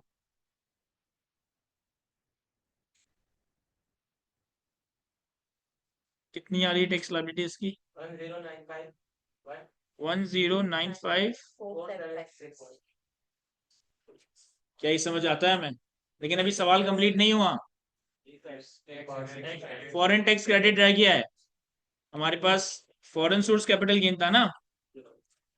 अब आते हैं फॉरेन टैक्स क्रेडिट पे। Less foreign tax credit on foreign source capital gain. Sir foreign tax credit कैसे कैलकुलेट करते हैं, मैं आज रिवाइज करवाऊंगा ये, लेकिन बता देता हूं शॉर्ट में। Lower of foreign income tax paid, foreign income tax paid सवाल में कितना था, 82,000, हमने यहाँ रीड किया था। And paid PQR 82,000 in taxes in US. तो 82,000 फॉरेन इनकम टैक्स पेड। इसे हम कंपेयर करेंगे Pakistan tax on FSI capital gain. अब ये कैसे कैलकुलेट होगा। सर सुल्ताना की tax liability 1095476 divided by Sultana की taxable income that is 2704,000 multiply by foreign source capital gain की इनकम जो थी हमारे पास 1,60,000। सर मैं रिपीट करता हूं ये मैंने कैसे कैलकुलेट किया। मैंने न्यूमिनेटर में सुल्ताना का एक्चुअल टैक्स लायबिलिटी का नंबर रखा, डिनोमिनेटर में सुल्ताना की एक्चुअल टैक्सेबल इनकम रखी। अच्छा, इसकी जगह ना अगर आप ये भी रखेंगे ना तो एक ही बात है, क्योंकि इसी एवरेज रेट से आपने ये कैलकुलेट किया है, तो आप ये रखें या ये रखें, एवरेज रेट आपका सेम ही कैलकुलेट होगा। और फिर इसे मल्टीप्लाई कर दिया इसकी फॉरेन सोर्स कैपिटल गेन की इनकम से, तो कितना आ रहा है? 64821। हाँ हाँ, अब इन दोनों का जो लोअर है 64821, ये माइनस करेंगे तो हमारे पास टैक्स लायबिलिटी कितना? 1095476 माइनस 64821, 1030655। सही है। एक मिनट, क्या इसके बाद मैं 82,000 रुपए का विदहोल्डिंग टैक्स माइनस करूंगा? हमने यूएस में टैक्स पे किया 82,000, क्या हम विदहोल्डिंग टैक्स माइनस करेंगे? नहीं, विदहोल्डिंग टैक्स वो माइनस होता है जो हमने पाकिस्तान में पे किया हो। पाकिस्तान में थोड़ी पे किया 82,000, वो तो यूएस में पे किया है। पाकिस्तान के अगर कोई विदहोल्डिंग टैक्सेस होते तो वो यहाँ से माइनस हो जाता है, लेकिन हमारे पास इस सवाल में कोई विदहोल्डिंग टैक्सेस है ही नहीं। तो यहाँ तक हमारे सवाल कंप्लीट हुआ जाता है। कॉपी करें इससे, तो फिर हम अगले सवाल पे आते हैं। ये कॉपी कर लिया सबने? ये ये ये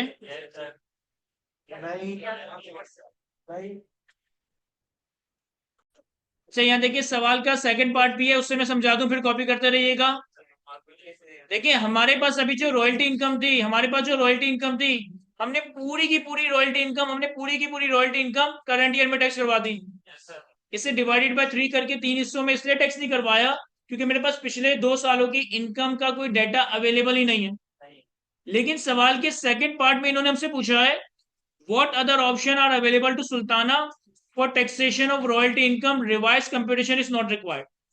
अब यहाँ पे आपको थियोरिटिकली, यहाँ पे आपको सिनेरियो बेस्ड बताना है कि इस रॉयल्टी की टैक्सेशन के क्या और ऑप्शन सुल्ताना के पास अवेलेबल है, कंप्यूटेशन नहीं करनी। तो हम यहाँ पर किस तरीके से ड्राफ्टिंग करेंगे? देखिए एक तरीका तो यह है कि जो रॉयल्टी वाला प्रोविजन है ना, पहले आप वो कॉपी पेस्ट कर दें। सर वो प्रोविजन क्या है? सर वो प्रोविजन ये है कि where the work duration of an author of a artistic or literary work exceeds 24 months, the author may tax the royalty against such work in equal proportion in current year, in previous year and the year before the previous year। ये provision है। और फिर आप अपनी drafting करें कि in view of above, Sultana may also tax the amount of royalty in 3 equal proportion as provided in the law। इस तरह से बात कर दें। या ज्यादा अच्छा तरीका यह है कि आप लॉ का प्रोविजन और अपनी सिनेरियो अलग अलग नहीं, आप एक साथ सब कुछ बताएं। कैसे? लिखे मैं डिक्टेट करता हूं, लिखे मैं डिक्टेट करता हूं, लिखे पार्ट बी का सॉल्यूशन मैं आपको डिक्टेट कर रहा हूं। Since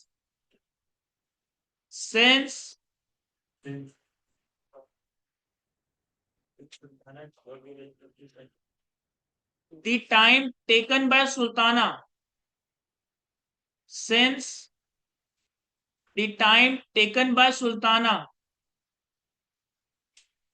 to complete her latest work, since the time taken by Sultana to complete her latest work, that is the ocean of plastic, the ocean of plastic exceeds 24 months, exceeds 24 months, bracket में लिखिएगा 2.5 year, 2.5 year, bracket close, since time taken by Sultana to complete her latest work, the Pacific Ocean, exceeds 24 months, comma, she may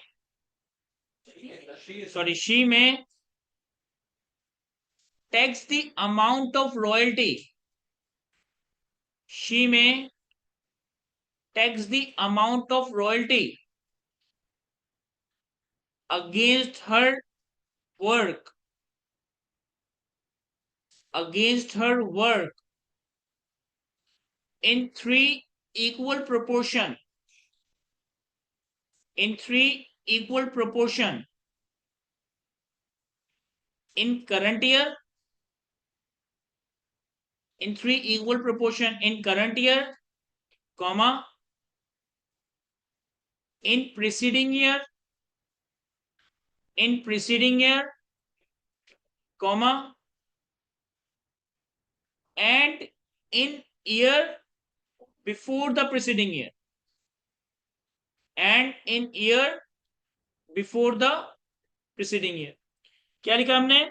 Since time taken by Sultana to complete her latest work, the Pacific Ocean exceeds 24 months, bracket 2.5 years, comma, he may tax the amount of royalty for her work in three equal proportion in current year, comma, in preceding year, comma, and in year before the preceding year. क्या ये समझ आता है? मैं अभी जरूरी नहीं है कि इतना परफेक्ट, लेकिन जैसे मैंने आपको लिखवाया है, लेकिन टूटा फूटा भी आप अपनी अंग्रेजी में लिखते हैं इतना कि समझ आ जाए उसको, आपको 2 में से 1 मार्क तो मिल ही जाएगा। एक मार्क हाँ बरोबर करते हैं सर, वही तो मार्क्स है सर लास्ट लाइन का क्या देते हैं हाँ एक मार्क है क्या करते हैं सर, नेगेटिव मार्किंग भी तो होती है। नहीं, नेगेटिव मार्किंग नहीं होती सी में, नेगेटिव मार्किंग नेगेटिव मार्किंग। चलिए सर आगे बढ़ते हैं, एक और सवाल देखते हैं। अगला सवाल हमारे पास थोड़ी पुरानी अटेम्प्ट का सवाल है, लेकिन एक अच्छा सवाल है यूपी की टैक्सेशन के हवाले से। स्प्रिंग 2019 की अटेम्प्ट का क्वेश्चन नंबर 1, स्प्रिंग 2019 की अटेम्प्ट का क्वेश्चन नंबर 1 17 मार्क की वेटेज सवाल की कहता है, Mustafa Ali and Jain are partners of a resident firm in Pakistan under the name and style of Mass Enterprises, that is MAES, which is engaged in the manufacturing and supply of auto parts. All the partners have equal share of profit and loss in the firm. Following information has been extracted from the accounting record of MAES for the tax year 2009. हमारे पास rupees in thousands में sales, cost of sales, gross profit, admin and selling expense, financial charges, other income और profit before tax का number available है। फिर हमारे पास कुछ एडिशनल इंफॉर्मेशन है। The above accounts have been prepared on cash basis and stock in trade have been valued on prime cost method.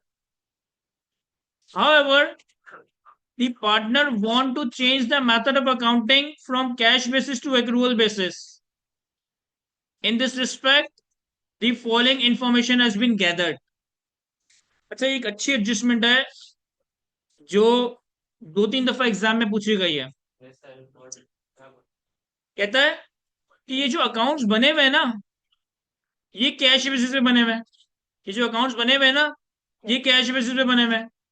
और ये जो स्टॉक की कॉस्ट ऑफ सेल्स आ रही है ना, इसमें हमने स्टॉक इन ट्रेड को प्राइम कॉस्ट मेथड के तहत वैल्यू किया है। लेकिन पार्टनर्स ये चाहते हैं कि अपना method of accounting cash basis से एक्रूअल बेसिस पे ले जाएं, और इसके लिए इन्होंने आपको कुछ इंफॉर्मेशन दी है। क्या इंफॉर्मेशन दी है? इन्होंने हमें स्टॉक इन ट्रेड की प्राइम कॉस्ट मेथड के तहत ओपनिंग वैल्यू, क्लोजिंग वैल्यू दी है। इन्होंने हमें स्टॉक इन ट्रेड की एब्जॉर्प्शन कॉस्टिंग मेथड के तहत ओपनिंग वैल्यू, क्लोजिंग वैल्यू दी है। अब इसके पीछे कॉन्सेप्ट क्या है उसको पहले तो थोड़ा सा रिकैप करते हैं। देखिए, हमने टैक्स अकाउंटिंग के चैप्टर में पढ़ा था कि कंपनी के लिए लाजिम है कि वो अपनी इनकम फ्रॉम बिजनेस को एक्रूअल बेसिस पे टैक्स करवाएं। इंडिविजुअल और यूपी की केस में ऑप्शन है कि चाहो तो अपनी इनकम को एक्रूअल बेसिस पे टैक्स करवाओ, चाहो तो अपनी इनकम को कैश बेसिस पे टैक्स करवाओ।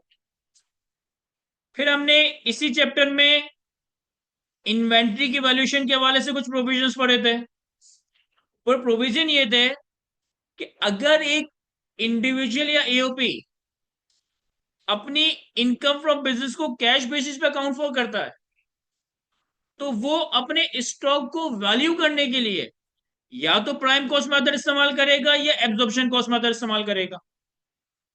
लेकिन अगर आप अपने इनकम फ्रॉम बिजनेस को एक्रूअल बेसिस पे अकाउंट फॉर करते हैं, तो फिर लाजिम है कि आप अपने स्टॉक को एब्जॉर्प्शन कॉस्ट मेथड पे ही वैल्यू करेंगे। सर ये प्राइम कॉस्ट मेथड और एब्जॉर्प्शन कॉस्ट मेथड हमें पता है क्या होता है? जिन्होंने कॉस्टिंग पढ़ी है उन्होंने मार्जिनल कॉस्टिंग एब्जॉर्प्शन कॉस्टिंग का कॉन्सेप्ट पढ़ा होगा। तो prime cost method basically marginal costing है, absorption cost method basically absorption cost method है। मार्जिनल कॉस्टिंग में एब्जॉर्प्शन मार्जिनल कॉस्टिंग में या प्राइम कॉस्ट मेथड में हम फिक्स ओवरहेड्स को एक्सपेंस आउट कर देते हैं, यूनिट की कॉस्ट का पार्ट नहीं बनाते हैं। एब्जॉर्प्शन कॉस्टिंग मेथड में हम फिक्स्ड ओवरहेड्स को भी पर यूनिट ऑफ इन्वेंट्री में कैपिटलाइज कर रहे होते हैं। तो अगर मैं अपनी income from business accrual basis पे कैलकुलेट करता हूं, तो फिर मुझे लाजमन एब्जॉर्प्शन कॉस्टिंग मेथड के तहत स्टॉक की वैल्यूएशन करनी है। लेकिन अगर मैं अपनी इनकम कैश बेसिस पे अकाउंट फॉर करता हूं, तो फिर मेरी मर्जी है, मैं चाहूं तो प्राइम कॉस्ट मेथड चलाऊं, मैं चाहूं तो एब्जॉर्प्शन कॉस्ट मेथड चलाऊं। अब सवाल में क्या कह रहा है?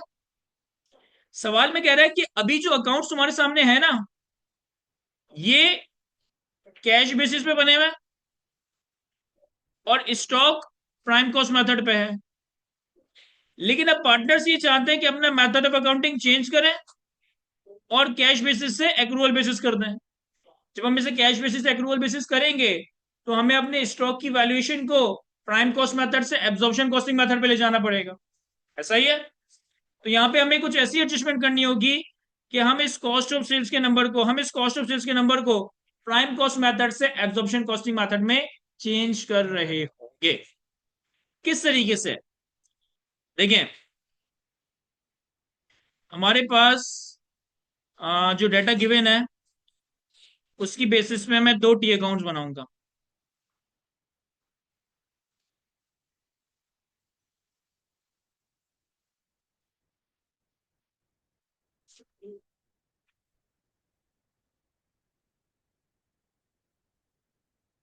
एक हम इन्वेंट्री का टी अकाउंट बनाएंगे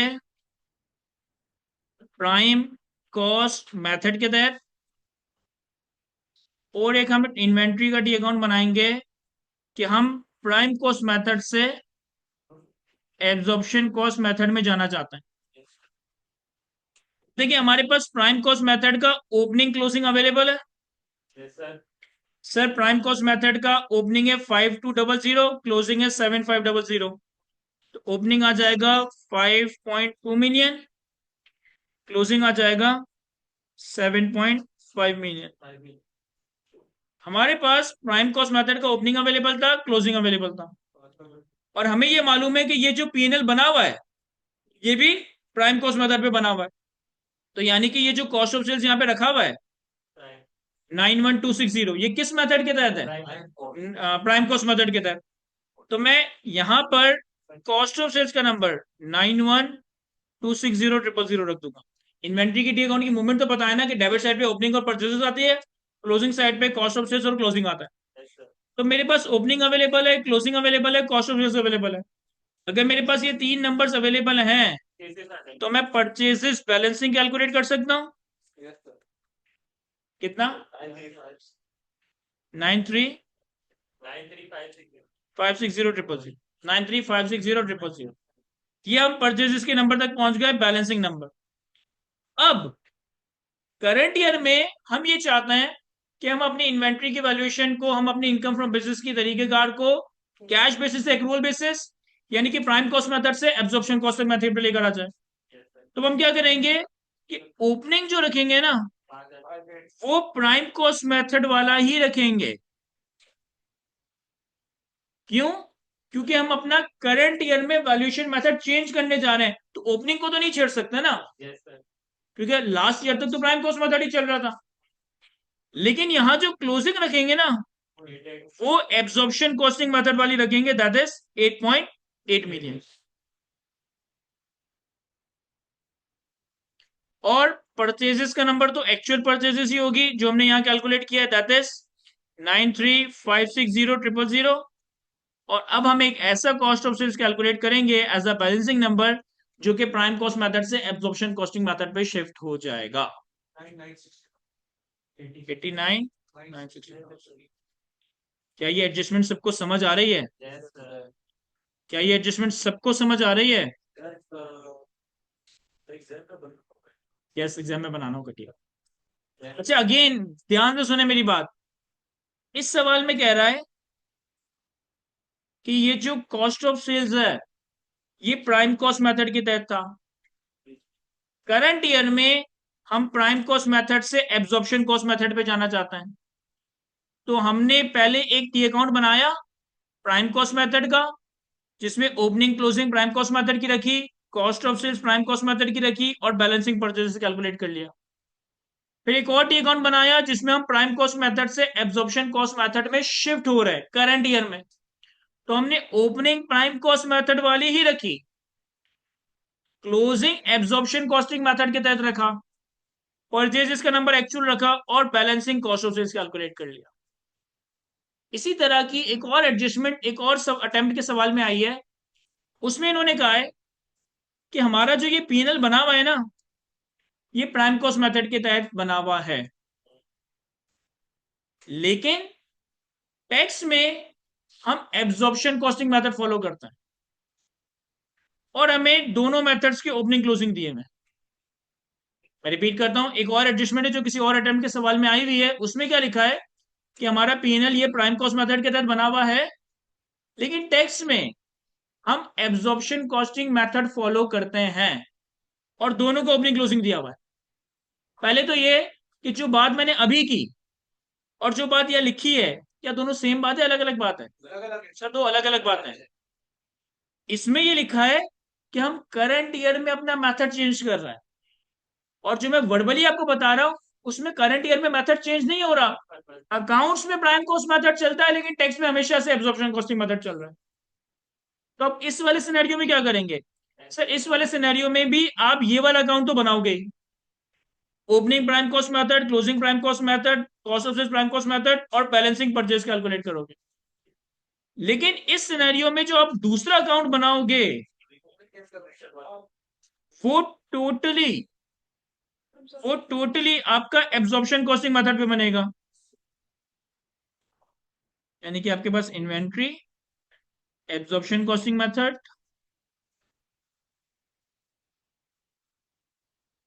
opening, closing, purchases, cost of sales. अब दूसरे वाले सिनेरियो में जो मैं आपको वर्बली सिनेरियो बता रहा हूं, उसमें जो दूसरा डी अकाउंट बनेगा ना, उसमें हम मेथड चेंज नहीं कर रहे, उसमें हम हमेशा से ही टैक्स में एब्जॉर्प्शन कॉस्टिंग मेथड चला रहे हैं। तो हम क्या करेंगे कि जो ओपनिंग रखेंगे वो भी एब्जॉर्प्शन कॉस्टिंग वाली रखेंगे 5900, जो क्लोजिंग रखेंगे वो भी एब्जॉर्प्शन कॉस्ट वाली रखेंगे 880000। जो परचेजेस रखेंगे वो एक्चुअल रखेंगे 93560000, और कॉस्ट ऑफ सेल्स का नंबर बैलेंसिंग कैलकुलेट कर लेंगे। देखो कितना 90 क्या मैं ये समझा पा रहा हूं कि कब ये वाला काम करना है, कब ये वाला काम करना है? जब आपसे कहे, देखें पहले तो मैंने प्राइम कॉस्ट मेथड का अकाउंट बनाया, चाहे ये वर्किंग हो चाहे ये वर्किंग हो, ये तो काम करना ही पड़ेगा। इसमें मैंने ओपनिंग प्राइम कॉस्ट मेथड रखा, क्लोजिंग प्राइम कॉस्ट मेथड रखा, कॉस्ट ऑफ सेल्स कैलकुलेट किया और बैलेंसिंग परचेजेस कैलकुलेट कर ली। बेसिकली मुझे ये नंबर कैलकुलेट करना था, इसलिए मैंने ये टी अकाउंट बनाया था। ठीक है, अब एक सिनेरियो ये है कि वो आपसे कहता है कि हम करंट ईयर में अपना मेथड चेंज करने जा रहे हैं। तो जब तुम करंट ईयर में अपना मेथड चेंज करोगे ना, तो तुम ओपनिंग को नहीं छेड़ सकते, क्योंकि लास्ट ईयर तो प्राइम कॉस्ट मेथड ही चल रहा था। ये तो तुम करंट ईयर में मेथड चेंज कर रहे हो ना, तो तुम क्या करोगे कि ओपनिंग प्राइम कॉस्ट मेथड वाला रखोगे, क्लोजिंग एब्जॉर्प्शन कॉस्ट मेथड वाला रखोगे, परचेजेस का नंबर एक्चुअल रखोगे और balancing cost of sales calculate कर लोगे। ये एक ऐसी कॉस्ट ऑफ सेल्स कैलकुलेट हुई है जिसमें method of accounting current year में प्राइम कॉस्ट से एब्जॉर्प्शन कॉस्ट मेथड में चेंज हो गया। लेकिन अगर आपका एग्जामिनर ये कहे कि ये जो पीएनएल बना हुआ है ये प्राइम कॉस्ट मेथड के तहत है, लेकिन टैक्स में हमारी प्रैक्टिस ये रही है हम हमेशा ही एब्जॉर्प्शन कॉस्टिंग मेथड चलाते हैं, तो फिर आप ये वाला काम नहीं करोगे। फिर आप क्या करोगे? फिर प्राइम कॉस्ट मेथड से बैलेंसिंग परचेजेस कैलकुलेट करोगे और एक एब्जॉर्प्शन कॉस्टिंग मेथड का डी अकाउंट बनाओगे। चूंकि टैक्स में हमेशा से ही एब्जॉर्प्शन कॉस्टिंग मेथड रहा है, तो अब जो ओपनिंग भी आएगी वो एब्जॉर्प्शन कॉस्टिंग मेथड वाली आएगी, क्लोजिंग भी एब्जॉर्प्शन कॉस्टिंग मेथड वाली, परचेजेस का एक्चुअल नंबर और बैलेंसिंग कॉस्ट ऑफ सेल्स। इस मेथड में जो आपने कॉस्ट ऑफ सेल्स कैलकुलेट किए ना, इसने टोटली प्राइम कॉस्ट मेथड को एब्जॉर्प्शन कॉस्टिंग मेथड में चेंज कर दिया, एज इफ कि हमेशा से ही एब्जॉर्प्शन कॉस्टिंग मेथड था। दोनों में डिफरेंशिएट कर पा रहे हैं कि ये कब इस्तेमाल होगा, ये कब इस्तेमाल होगा? पक्की बात है। वापस से सवाल पे आता है। सर एक स्टूडेंट ने कहा कि पॉलिसी का चेंज तो रेट्रोस्पेक्टिवली एडजस्ट नहीं करते। बिल्कुल आपकी बात सही है, लेकिन वो FAR 1 IS 8 में होता है, टैक्स में IS 8 एग्जिस्ट नहीं करता। पॉइंट नंबर 2 कहता है cost of goods sold include cost of used machinery imported from China on 31 July 2008 amounting to 2.11 million. ये जो तुम्हारे पास कॉस्ट ऑफ गुड्स सोल्ड है ना, इसके अंदर 21,10,000 रुपए यूज मशीनरी की वैल्यू शामिल है, सॉरी यूज मशीनरी इंपोर्टेड की वैल्यू शामिल है। Cost of goods sold include यानी कि इस अमाउंट में 21,10,000 रुपए इंपोर्टेड सेकेंड हैंड मशीनरी की अमाउंट एक्सपेंस आउट कर दी है। The cost include payment of custom duty of 90,000 and income tax of 1,10,000 to the collector of custom. अब देखें, ये मशीनरी पूरी तो एक्सपेंस आउट नहीं होनी चाहिए थी। पहले तो मैं इस 21,10,000 रुपए को एक्सपेंस से बाहर कर दूंगा, फिर इसे करूंगा डेप्रिशिएट, फिर इसे करूंगा डेप्रिशिएट, और यूज्ड है लेकिन इंपोर्टेड है तो इनिशियल अमाउंट भी मिलेगा। अब 21,10,000 में वो कहता है कि 90,000 कस्टम ड्यूटी के हैं और 1,10,000 इनकम टैक्स के हैं। तो कॉस्ट कैलकुलेट करने के लिए 1,10,000 तो हटा दूंगा, कॉस्ट कैलकुलेट करने के लिए 90,000 रुपए नहीं हटाऊंगा। सर ये आपने कहां से कंक्लूड किया? सर सेक्शन 21 का पहला clause, any tax rate cess that is paid or payable in Pakistan or in outside Pakistan that is levied on the profit and gain of a business or as a percentage of profit and gain of a business would not be allowed as a admissible deduction। कोई भी tax, कोई भी rate, कोई भी cess जो कि किसी business के प्रॉफिट एंड गेन के ऊपर या business and profit and gain की परसेंटेज पे कैलकुलेट हो, सर वो हम एज अ कॉस्ट, वो हम एज अ एक्सपेंस क्लेम नहीं कर सकते। तो अगर हमने इनकम टैक्स पे किया है, सॉरी सॉरी सॉरी सॉरी मैं गलत पॉइंट रेफर कर रहा हूँ, यहाँ पे सेक्शन 21 का सेकंड क्लॉज अप्लाई होगा। यहाँ पे सेक्शन 21 का सेकंड पॉइंट अप्लाई होगा। सेकंड पॉइंट ये है कि अगर आपने इनकम टैक्स ऑर्डिनेंस के तहत कोई विदहोल्डिंग सफर की है तो उस विदहोल्डिंग को आप एज एक्सपेंस क्लेम नहीं कर सकते। तो ये जो 1,10,000 रुपए की हमने विदहोल्डिंग सफर की है, ये हम एक्सपेंस के तौर पे क्लेम नहीं कर सकते, ये हम एसेट की कॉस्ट का पार्ट नहीं बना सकते। लेकिन कस्टम ड्यूटी जो है, कस्टम ड्यूटी एक नॉर्मल टैक्स है, ये आपके एसेट की कॉस्ट का पार्ट बनकर डेप्रिशिएट हो रहा होगा। किसी ने कहा क्या मैं इस 1,10 को अपनी टैक्स लायबिलिटी से माइनस करूंगा? यस, ये आपका विदहोल्डिंग टैक्स। तो 21,10,000 से आप इनकम टैक्स हटाओगे तो 2 मिलियन बच जाएगा। 2 मिलियन के ऊपर आप initial allowance, deposit, initial allowance और डेप्रिसिएशन कैलकुलेट करोगे और इस 1,10 को as a withholding tax claim करोगे। क्या ये समझ आता है? मैं आगे बढ़ते हैं। Admin and selling expense include payment of 3,80,000 to a local hotel for holding Eid Milan party for employee, key customers and their families। क्या करेंगे? सर अलाउ करवाएंगे। Payment of fix monthly remuneration of 1.5 lakh to each partner, ये allow नहीं होगा। Payment of 1,80,000 admin and selling expense include, admin and selling expense include payment of 1,80,000 for the purchase of software on 1st January X9। software is expected to be used for 15 years। 1,80,000 रुपए एक साथ expense allow नहीं होगा, इसे undo कर देंगे और उसके ऊपर जो भी 15 साल की लाइफ पे from the date of available for use amortisation बनेगा वो हम क्लेम करेंगे। लास्ट पॉइंट थोड़ा सा इंटरेस्टिंग है, देखो यहाँ पे फाइनेंशियल चार्जेस माइनस हुए हैं यानी ये एक्सपेंस है। पॉइंट नंबर 4 में कहता है financial charges are net of interest income of 3,60,000 and this 3,60,000 is net of 10% deducted tax deducted by the bank earned by the firm on its saving account। कहता है इस इंटरेस्ट एक्सपेंस में, इस interest expense में 3,60,000 रुपए की interest income की amount net हुई भी है और इस इंटरेस्ट इनकम का जो ये 3,60,000 रुपए का अमाउंट है ये नेट ऑफ टैक्स है। तो चूंकि ये पुराना सवाल है ना तो इसलिए यहाँ पे 15% लिखा है आज की तारीख में ये रेट, सॉरी चूंकि ये पुराना सवाल है इसलिए यहाँ पे 10% लिखा है, आज की तारीख में रेट कितना हो गया है? 15%। अब इस एक्सपेंस के नंबर में 3,60,000 नेट हुआ है 3,60,000 की इनकम नेट हुई भी है। तुम ये बात जानते हो कि प्रॉफिट ऑन डेट के ऊपर अगर विद होल्डिंग हो तो ये प्रॉफिट ऑन डेट एफटीआर में टैक्स होता है। अब सवाल ये है कि मैं इस 3,60,000 की अमाउंट को पीबीटी में ऐड करूंगा या लेस करूंगा, ये जानते हुए कि फाइनेंशियल चार्जेस यहाँ लेस हुआ हुआ है। लॉजिकली सोचे, मैं इस 3,60,000 की इंटरेस्ट इनकम को इस पीबीटी में से हटाने के लिए ऐड करूंगा या लेस करूंगा, ये जानते हुए कि फाइनेंशियल चार्जेस यहाँ माइनस हुआ हुआ है। क्या कुछ भी नहीं करेंगे? एक और ट्रीटमेंट, या तो ऐड करेंगे या लेस करेंगे या कुछ भी नहीं करेंगे। सर हम लेस करेंगे, क्योंकि देखो ये तुम्हें कह रहा है कि फाइनेंशियल चार्जेस नेट हुआ हुआ है, यानी इसका पता है कहने का मतलब क्या है? इसका कहने का मतलब ये है कि इंटरेस्ट एक्सपेंस कुछ है जो तुम्हें नहीं पता। इसमें इंटरेस्ट इनकम नेट हुई 3,60,000, और इन दोनों का जो नेट बना ना, वो बना 15,740। तो फेस पे तुम्हें 15,740 दिखाई दे रहा है, लेकिन एक्चुअली क्या हुआ है? Actually total interest expense minus हुआ है, इंटरेस्ट इनकम प्लस हुआ है। तो पीबीटी में वो एडेड है, तो हटाने के लिए तुम ऐड नहीं करोगे, हटाने के लिए तुम उसे लेस कर रहे होगे। क्या ये बात समझ आ रही है सबको? सर एक बात दोबारा बताएं।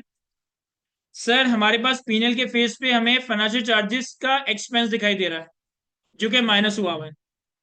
पॉइंट नंबर 4 में लिखता है कि financial charges are net of interest income, interest expense are net of interest income. यानी कि ये जो 15 लाख, सॉरी 15 मिलियन का अमाउंट है ना, ये नेट हुआ हुआ है। एक्चुअली इंटरेस्ट एक्सपेंस कुछ और है। उस इंटरेस्ट एक्सपेंस में इंटरेस्ट इनकम नेट हुई, और तुम्हें मुंह पे इतना नजर आ रहा है, तुम्हें फेस पे 15 मिलियन नजर आ रहा है, लेकिन इस 15 मिलियन के पीछे क्या है? सर इस 15 मिलियन के पीछे इंटरेस्ट एक्सपेंस माइनस हुआ है, इंटरेस्ट इनकम ऐड हुई हुई है।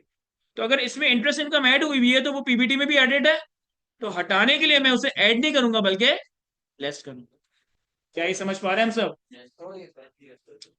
आगे कहता है, under the provision of income tax ordinance and rules made thereunder, compute the total income tax payable by MACE using the accrual basis of accounting. Show all relevant exemption, exclusions and disallowances. तो इस सवाल के इस हिस्से में तो सिर्फ हमें इस ईओपी की इनकम लायबिलिटी वगैरह कैलकुलेट करनी है।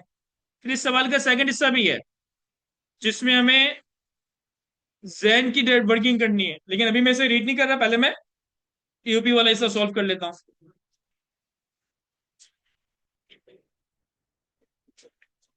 हमारे पास स्प्रिंग 19 के अटेम्प्ट का क्वेश्चन नंबर 1 पार्ट ए।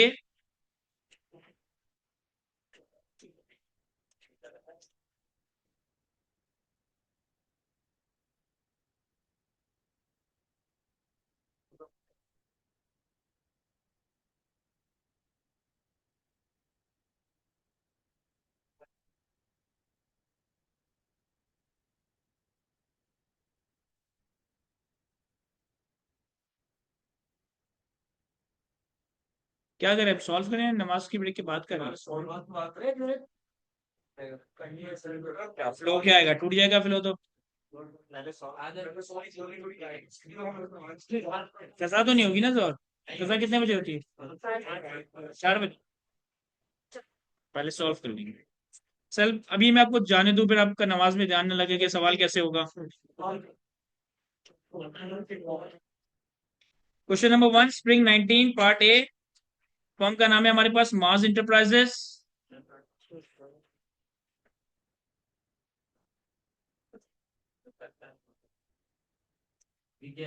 जो कि एक रेजिडेंट ईओपी है।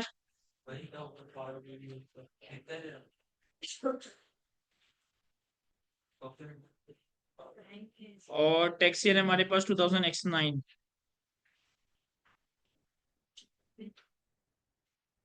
लार्जली हमारे पास इस सवाल में इनकम फ्रॉम बिजनेस का डेटा है।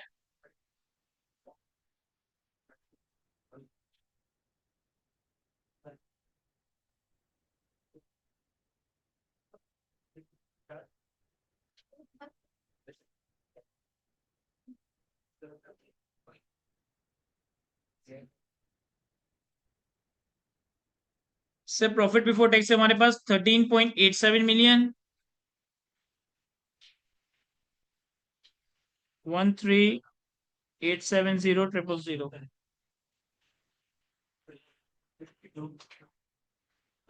हमारे पास इस जगह पे तो कोई डाटा गिवन नहीं था, यहां से चीजें स्टार्ट हो रही थी। अब देखिए पॉइंट नंबर वन की वर्किंग ना, पॉइंट नंबर वन की वर्किंग में ऑलरेडी कर चुका हूं।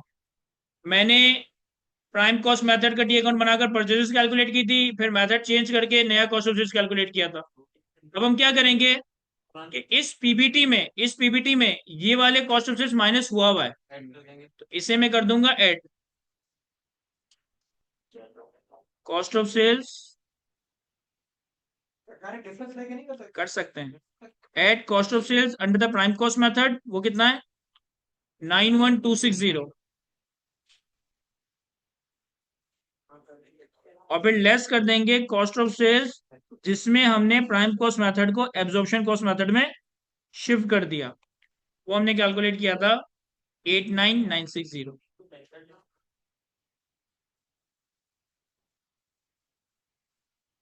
ठीक है, समझ आ रहा है ना ये सबको। इसके बाद पॉइंट नंबर टू में कॉस्ट ऑफ मशीनरी शामिल थी, तो इसे हम ऐड कर देंगे क्योंकि वो एक्सपेंस आउट हुआ हुआ है मशीनरी की कॉस्ट 2110000, और इसे हम आगे जाके डेप्रिशिएट करेंगे। फिर हमारे पास 3,80,000 रुपये ईद मिलन पार्टी के हैं,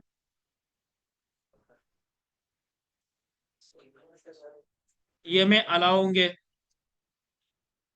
फिर हमारे पास, इसीलिए कंफ्यूज ना हो जाओ कि डिफरेंस ऐड होगा लेस होगा, नेट में करने की होशियारी ना करो तो बेहतर है अलग अलग कर लेना।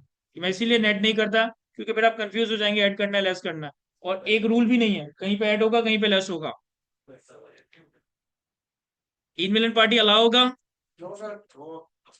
अलाउ होगा ना।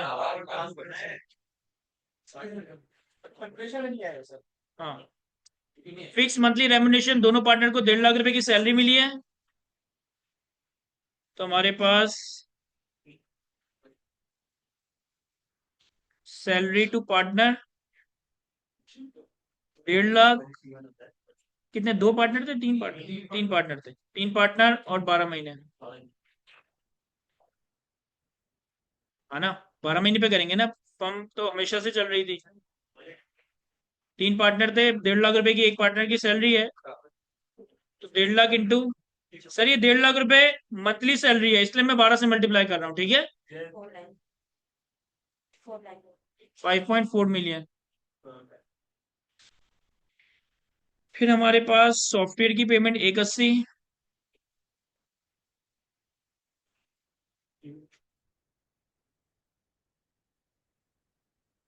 फिर हमारे पास इंटरेस्ट इनकम 360,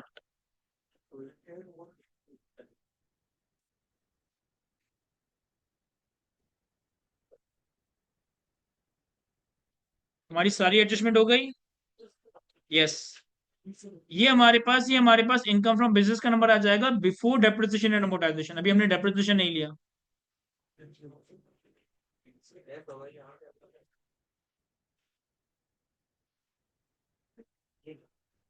देखो income from business before depreciation amortisation कितना बन रहा है, 22,500,000। ऐसा ना हो कि नमाज के चक्कर में हाँ में हाँ मिला रहा हूँ, समझ ही ना आ रहा हो आप लोगों को। यही है ना, सही है ना, समझ आ रहा है ना। मैं अब हम लेस करेंगे initial allowance on plant and machinery. Sir plant and machinery की टोटल कॉस्ट 2.11 मिलियन थी, लेकिन इसमें 1,10,000 इनकम टैक्स के थे, वो हटा देंगे, तो ये 2 मिलियन का 25%, 5 लाख। फिर इसके ऊपर हमें डेप्रिसिएशन भी मिलेगा, ये कैलकुलेट होगा 2 मिलियन की कॉस्ट माइनस 5 लाख का इनिशियल अलाउंस, तो ये डब्ल्यूडी भी आ गया, इसका 15%, 2,25,000। फिर हम कैलकुलेट करेंगे अमोर्टाइजेशन ऑफ सॉफ्टवेयर। सॉफ्टवेयर वाले पॉइंट में लिखा था कि 1,80,000 का सॉफ्टवेयर है, 15 साल की लाइफ है, 1 जनवरी X9 पे ये अवेलेबल फॉर यूज हुआ, तो 1,80,000 डिवाइडेड बाय 15 मल्टीप्लाई बाय जनवरी के 31 दिन, फरवरी के 28 दिन, मार्च के 31 दिन, मई, अप्रैल के 30 दिन, मई के 31 दिन और जून के 30 दिन। अगर इसको 6/12 करेंगे तो मतलब सर 6/12 कर लें, कोई मसला नहीं है, कर सकते हैं, लेकिन रिकमेंडेड है कि आप नंबर ऑफ डेज कैलकुलेट करें, क्योंकि अमोर्टाइजेशन में जो फॉर्मूला है ना, वहाँ पे स्पेसिफिकली लिखा हुआ है कि number of days divided by 365, तो मैं रिकमेंड नहीं करूंगा कि 6/12 करें। ये जरा कैलकुलेट करते हो। 5 9 बस, या 000, 595, 5951, ये हमारे पास इनकम फ्रॉम बिजनेस आ जाएगी। यही हमारी टोटल इनकम बन जाएगी। यही हमारी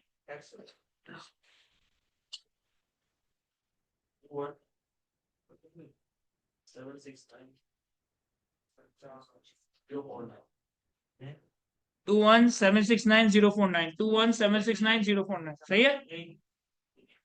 अब हम यहाँ पर कैलकुलेट करते हैं इसकी tax liability. Sir taxable income 10 million से ज्यादा है, यानी कि सरचार्ज भी कैलकुलेट होगा यहाँ पे।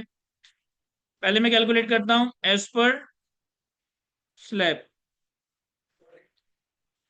तो अगर स्लैब रेट अप्लाई करें 216769049 पे, तो वो आएगा 16,10,000 प्लस 21769 माइनस 5.6 मिलियन का 45%,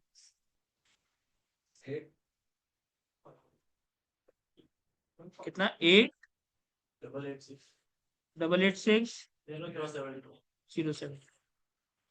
समझ आ रहा है ना सबको। इस इसी में ऐड कर देंगे surcharge at the rate of 10%, तो वो आ जाएगा 888607। फिर इसी में ऐड कर देंगे final tax on profit on debt. देखो प्रॉफिट ऑन डेट का अमाउंट 3,60,000 नेट ऑफ 15% टैक्स है, तो यहाँ पे तो जक़ात है ही नहीं, तो simply 3,60,000 divided by 85% multiply by 15%। वो 90% इसलिए नहीं किया क्योंकि मैंने 10% को ही चेंज करके 15 कर दिया। 6352, ये हमारी टोटल टैक्स लायबिलिटी आ गई।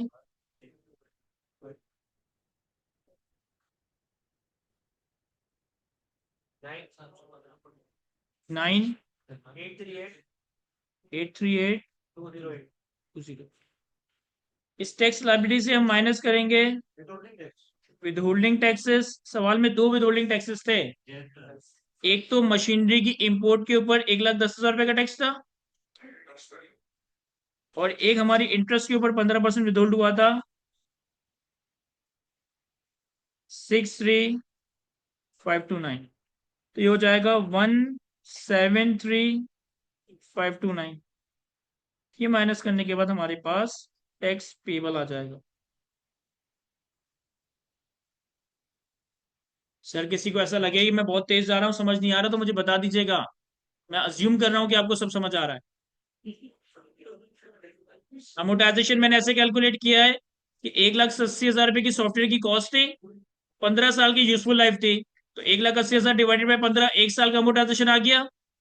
ये सॉफ्टवेयर अवेलेबल फॉर यूज था 1 जनवरी X9 पे, तो 1 जनवरी X9 से 30 जून 2009, नंबर ऑफ डेज न्यूमरेटर में रखे, डिवाइड में 365 रख दिया।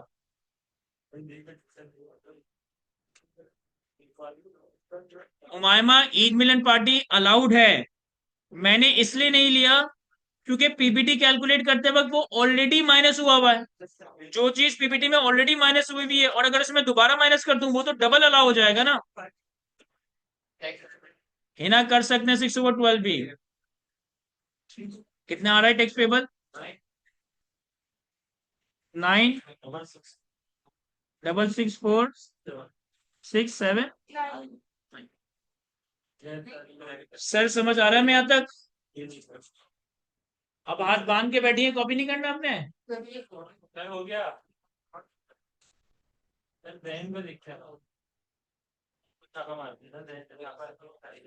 विदहोल्डिंग टैक्स हमारे पास बड़ा सिंपल सा था सवाल में। एक जो हमारे पास मशीनरी वाली एडजस्टमेंट थी उसमें 1,10,000 रुपए का इनकम टैक्स था, और एक प्रॉफिट ऑन डेट पे हमारा 15% के हिसाब से 63529 विदहोल्ड हुआ था। तो ये दोनों मैंने विदहोल्डिंग टैक्स में दिखा दिए।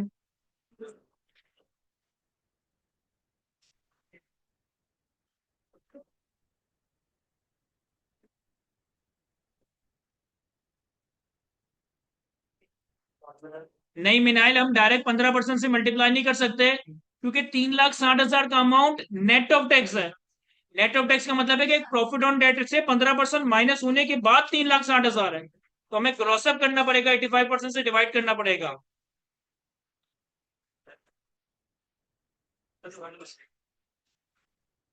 मोहम्मद, एडजस्टमेंट करते वक्त मैंने 3,60,000 ही माइनस किया, लेकिन टैक्स कैलकुलेट करते वक्त मैंने क्रॉसअप किया। ऐसा इस वजह से कि प्रॉफिट ऑन डेट पे tax gross profit on debt पे लगता है, लेकिन अदर इनकम में फाइनेंशियल चार्जेस में अदर इनकम में जो इंटरेस्ट इनकम शामिल थी वो 3,60,000 थी। तो अगर गलत अमाउंट शामिल है तो मैं हटाने के लिए भी गलत अमाउंट को ही बार करूंगा, और फिर सही अमाउंट पे जो टैक्स बनेगा वो सही अमाउंट या कैलकुलेट कर ली। चूंकि इनकम में नेट ऑफ टैक्स अमाउंट शामिल थी तो मैंने नेट ऑफ टैक्स अमाउंट को ही बार किया और टैक्स कैलकुलेट करते वक्त क्रॉसअप किया। यहां देखें सर, हमने एओपी की taxable income tax liability calculate कर ली। अब हमारे पास शेयर ऑफ पार्टनर हमें कैलकुलेट करना है। शेयर ऑफ पार्टनर कैलकुलेट करने के लिए मैं ईओपी की टैक्सेबल इनकम लूंगा। ईओपी की टैक्सेबल इनकम कितनी है? 21769,049, 21769,049। कुछ अमाउंट 21769,049, कुछ अमाउंट पार्टनर ऑलरेडी सैलरी की मद में ले जा चुके थे। वो कितना था? 5.4 मिलियन। तो ये हम माइनस कर देंगे, less already taken as salary 5.4 million. ये हटाने के बाद हमारे पास नेट डिविजिबल इनकम आ जाएगी।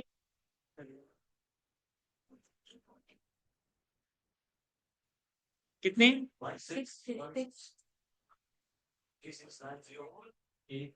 16369,049। अच्छा, अब हमें इस सवाल के अगले पार्ट में सिर्फ जैन की वर्किंग करनी है, तो सिर्फ जैन का भी हिस्सा कैलकुलेट कर लूं काफी है। लेकिन यहां पे इन्होंने कहा है कि तीनों पार्टनर का हिस्सा बराबर है। कहाँ लिखा था? ये रहा, all partner share equal profit and loss. तो आप जैन का हिस्सा कैलकुलेट करें या किसी भी एक पार्टनर का कैलकुलेट करें, बात एक ही है। तो शेयर ऑफ ईच पार्टनर कैसे कैलकुलेट होगा? 16369,049 divided by 3 plus her partner को सैलरी कितनी मिली थी? 1.5 लाख रुपए 12 महीने ईच। तो 1.5 लाख मल्टीप्लाई बाय 12, ये हमारे पास हर पार्टनर का हिस्सा आ जाएगा, फिर चाहे वो जेन हो या जो दो और थे। मुस्तफा अली, जरा देखो कितना बन रहा है। 7256350। ये हमारे पास हर पार्टनर का इंडिविजुअल शेयर आ गया। कॉपी करें तो फिर जैन की वर्किंग रीड, जैन का डेटा रीड करते हैं और उसे भी सॉल्व करना है।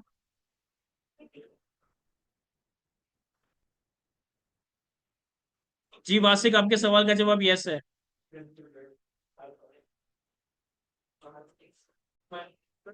चलिए सर आगे बढ़ते हैं, इस सवाल के सेकंड पार्ट पे आता है। सर खामोश हो जाए प्लीज। यहां देखें, इस सवाल के सेकंड पार्ट में हमें कहता है, beside the share of income from mess, Zan has received the following amount from his employment with Hassan Pakistan Limited during the year 2009। इस यूपी का जो एक पार्टनर है ना जैन, ये इस यूपी के पार्टनर के साथ साथ एक कंपनी हसान पाकिस्तान लिमिटेड में जॉब भी करता है, और इसकी हमें सैलरी का डेटा दिया हुआ है।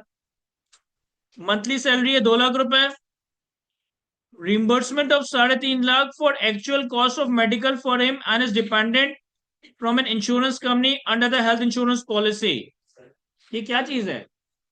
मेडिकल अलाउंस है या मेडिकल फैसिलिटी है?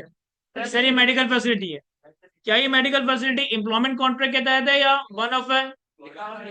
सर इंश्योरेंस पॉलिसी अगर दिला के दे रहे हैं तो उसका मतलब है ये एम्प्लॉयमेंट कॉन्ट्रैक्ट के तहत ही है, तो ये एग्जाम्प्ट होगा। On 31 March X9 he purchased the car from the company for rupees 1,10,800 and the market value of the car on 31 March X9 was 2.5 lakh. Company ने 2.5 लाख की वैल्यू की कार इसे 1,10,000 में दे दी, तो इन दोनों का डिफरेंशियल भी हमारी सैलरी में टैक्स हो जाएगा। तो बहुत आसान सी वर्किंग है यहाँ।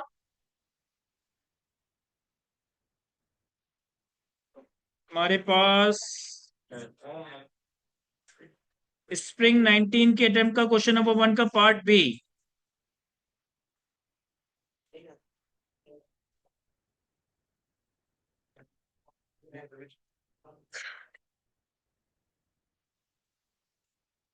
जैन हमारे पास पार्ट मतलब जैन की वर्किंग करनी है हमें,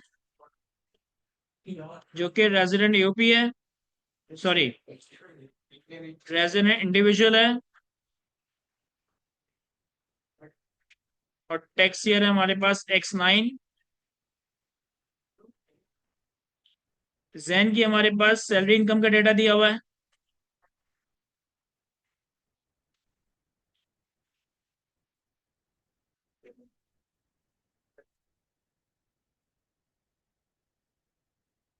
सर मंथली सैलरी है 2 लाख रुपए,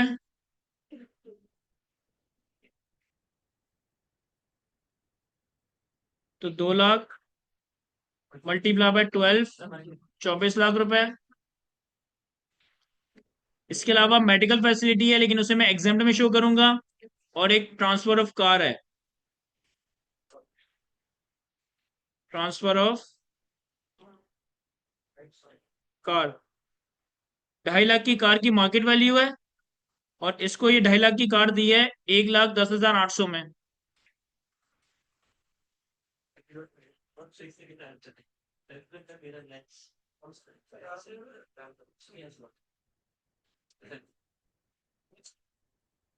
कितना हो गया 2.5 लाख और 1,10,800 का डिफरेंस? 139,200। तो इसकी सैलरी इनकम कितनी आ जाएगी? 200। सैलरी इनकम आ गई 2539,200। इसके अलावा इसके पास 2 एग्जेम्प्ट इनकम है।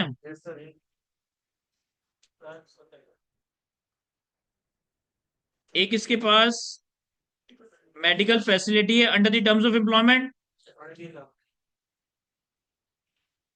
और वो मेडिकल फैसिलिटी थी 3.5 लाख की। और दूसरा हमारे पास शेयर ऑफ यूपी है। शेयर ऑफ यूपी कितना था? 7256350, 7256350।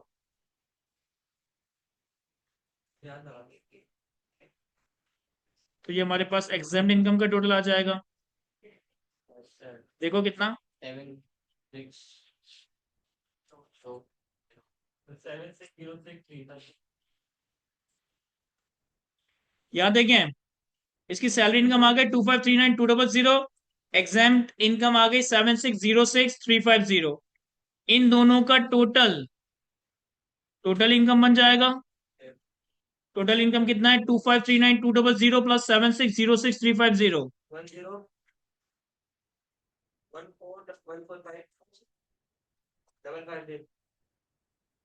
अब यहाँ देखें, यहाँ भी थोड़ा सा एक इंटरेस्टिंग केस बन रहा है। कुछ नंबर्स ऐसे कैलकुलेट हुए हैं कि टोटल इनकम आ गई 10,145,550। इससे मैं लेस करूंगा पूरी एग्जाम्ड इनकम। इसकी एग्जाम्ड इनकम कितनी है? 7,606,350।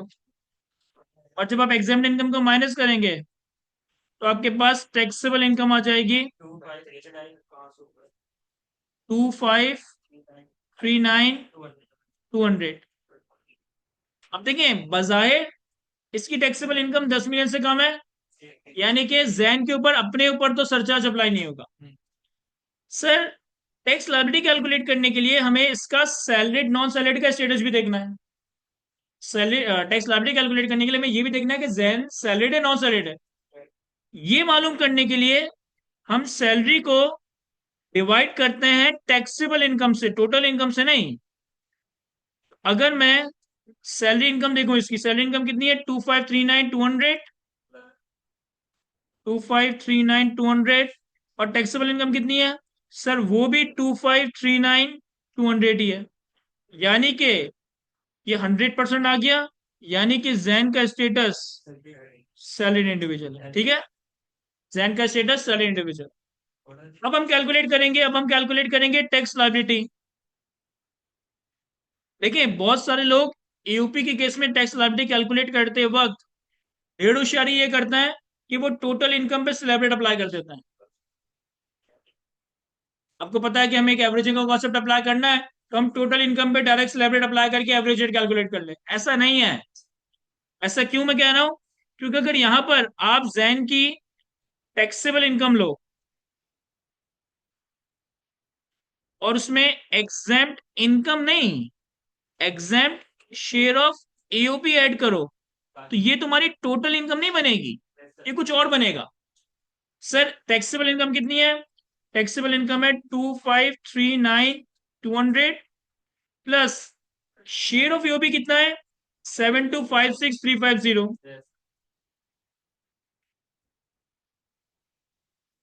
इन दोनों का टोटल देखो कितना है, 9795,550। देखिए ये 10 मिलियन से कम आ रहा है, यानी कि जो यहाँ पे हाइपोथेटिकल टैक्स कैलकुलेट होगा उसमें सरचार्ज इंक्लूड नहीं होगा। और स्लैब रेट कौन सा लगाएंगे सर, जैन का स्टेटस कौन सा है, सेल इंडिविजुअल। तो अगर हम स्लैब रेट की तरफ जाएं,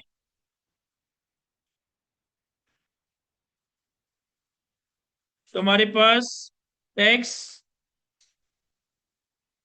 एज पर स्लैब, जरा 9795,550 पे सेल इंडिविजुअल का स्लैब अप्लाई करो। 7 lakh plus 7 lakh plus this amount minus 4.1 million into 35%।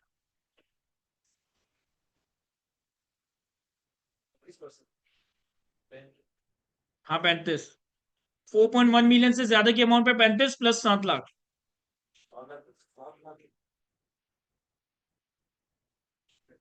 पहले कैलकुलेटर में ये लिखे हैं, उसमें से माइनस करें 4.1, जो आया उस पर लगाए 35, फिर उसमें प्लस कर दे 7 लाख।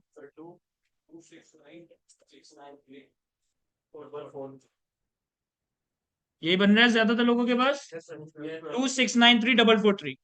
अब हम इसकी टैक्स लायबिलिटी कैलकुलेट करेंगे, कैसे, average rate of tax that is 2693443 divided by 9795,550 multiply by actual taxable income. Actual taxable income थी इसकी 2539,200,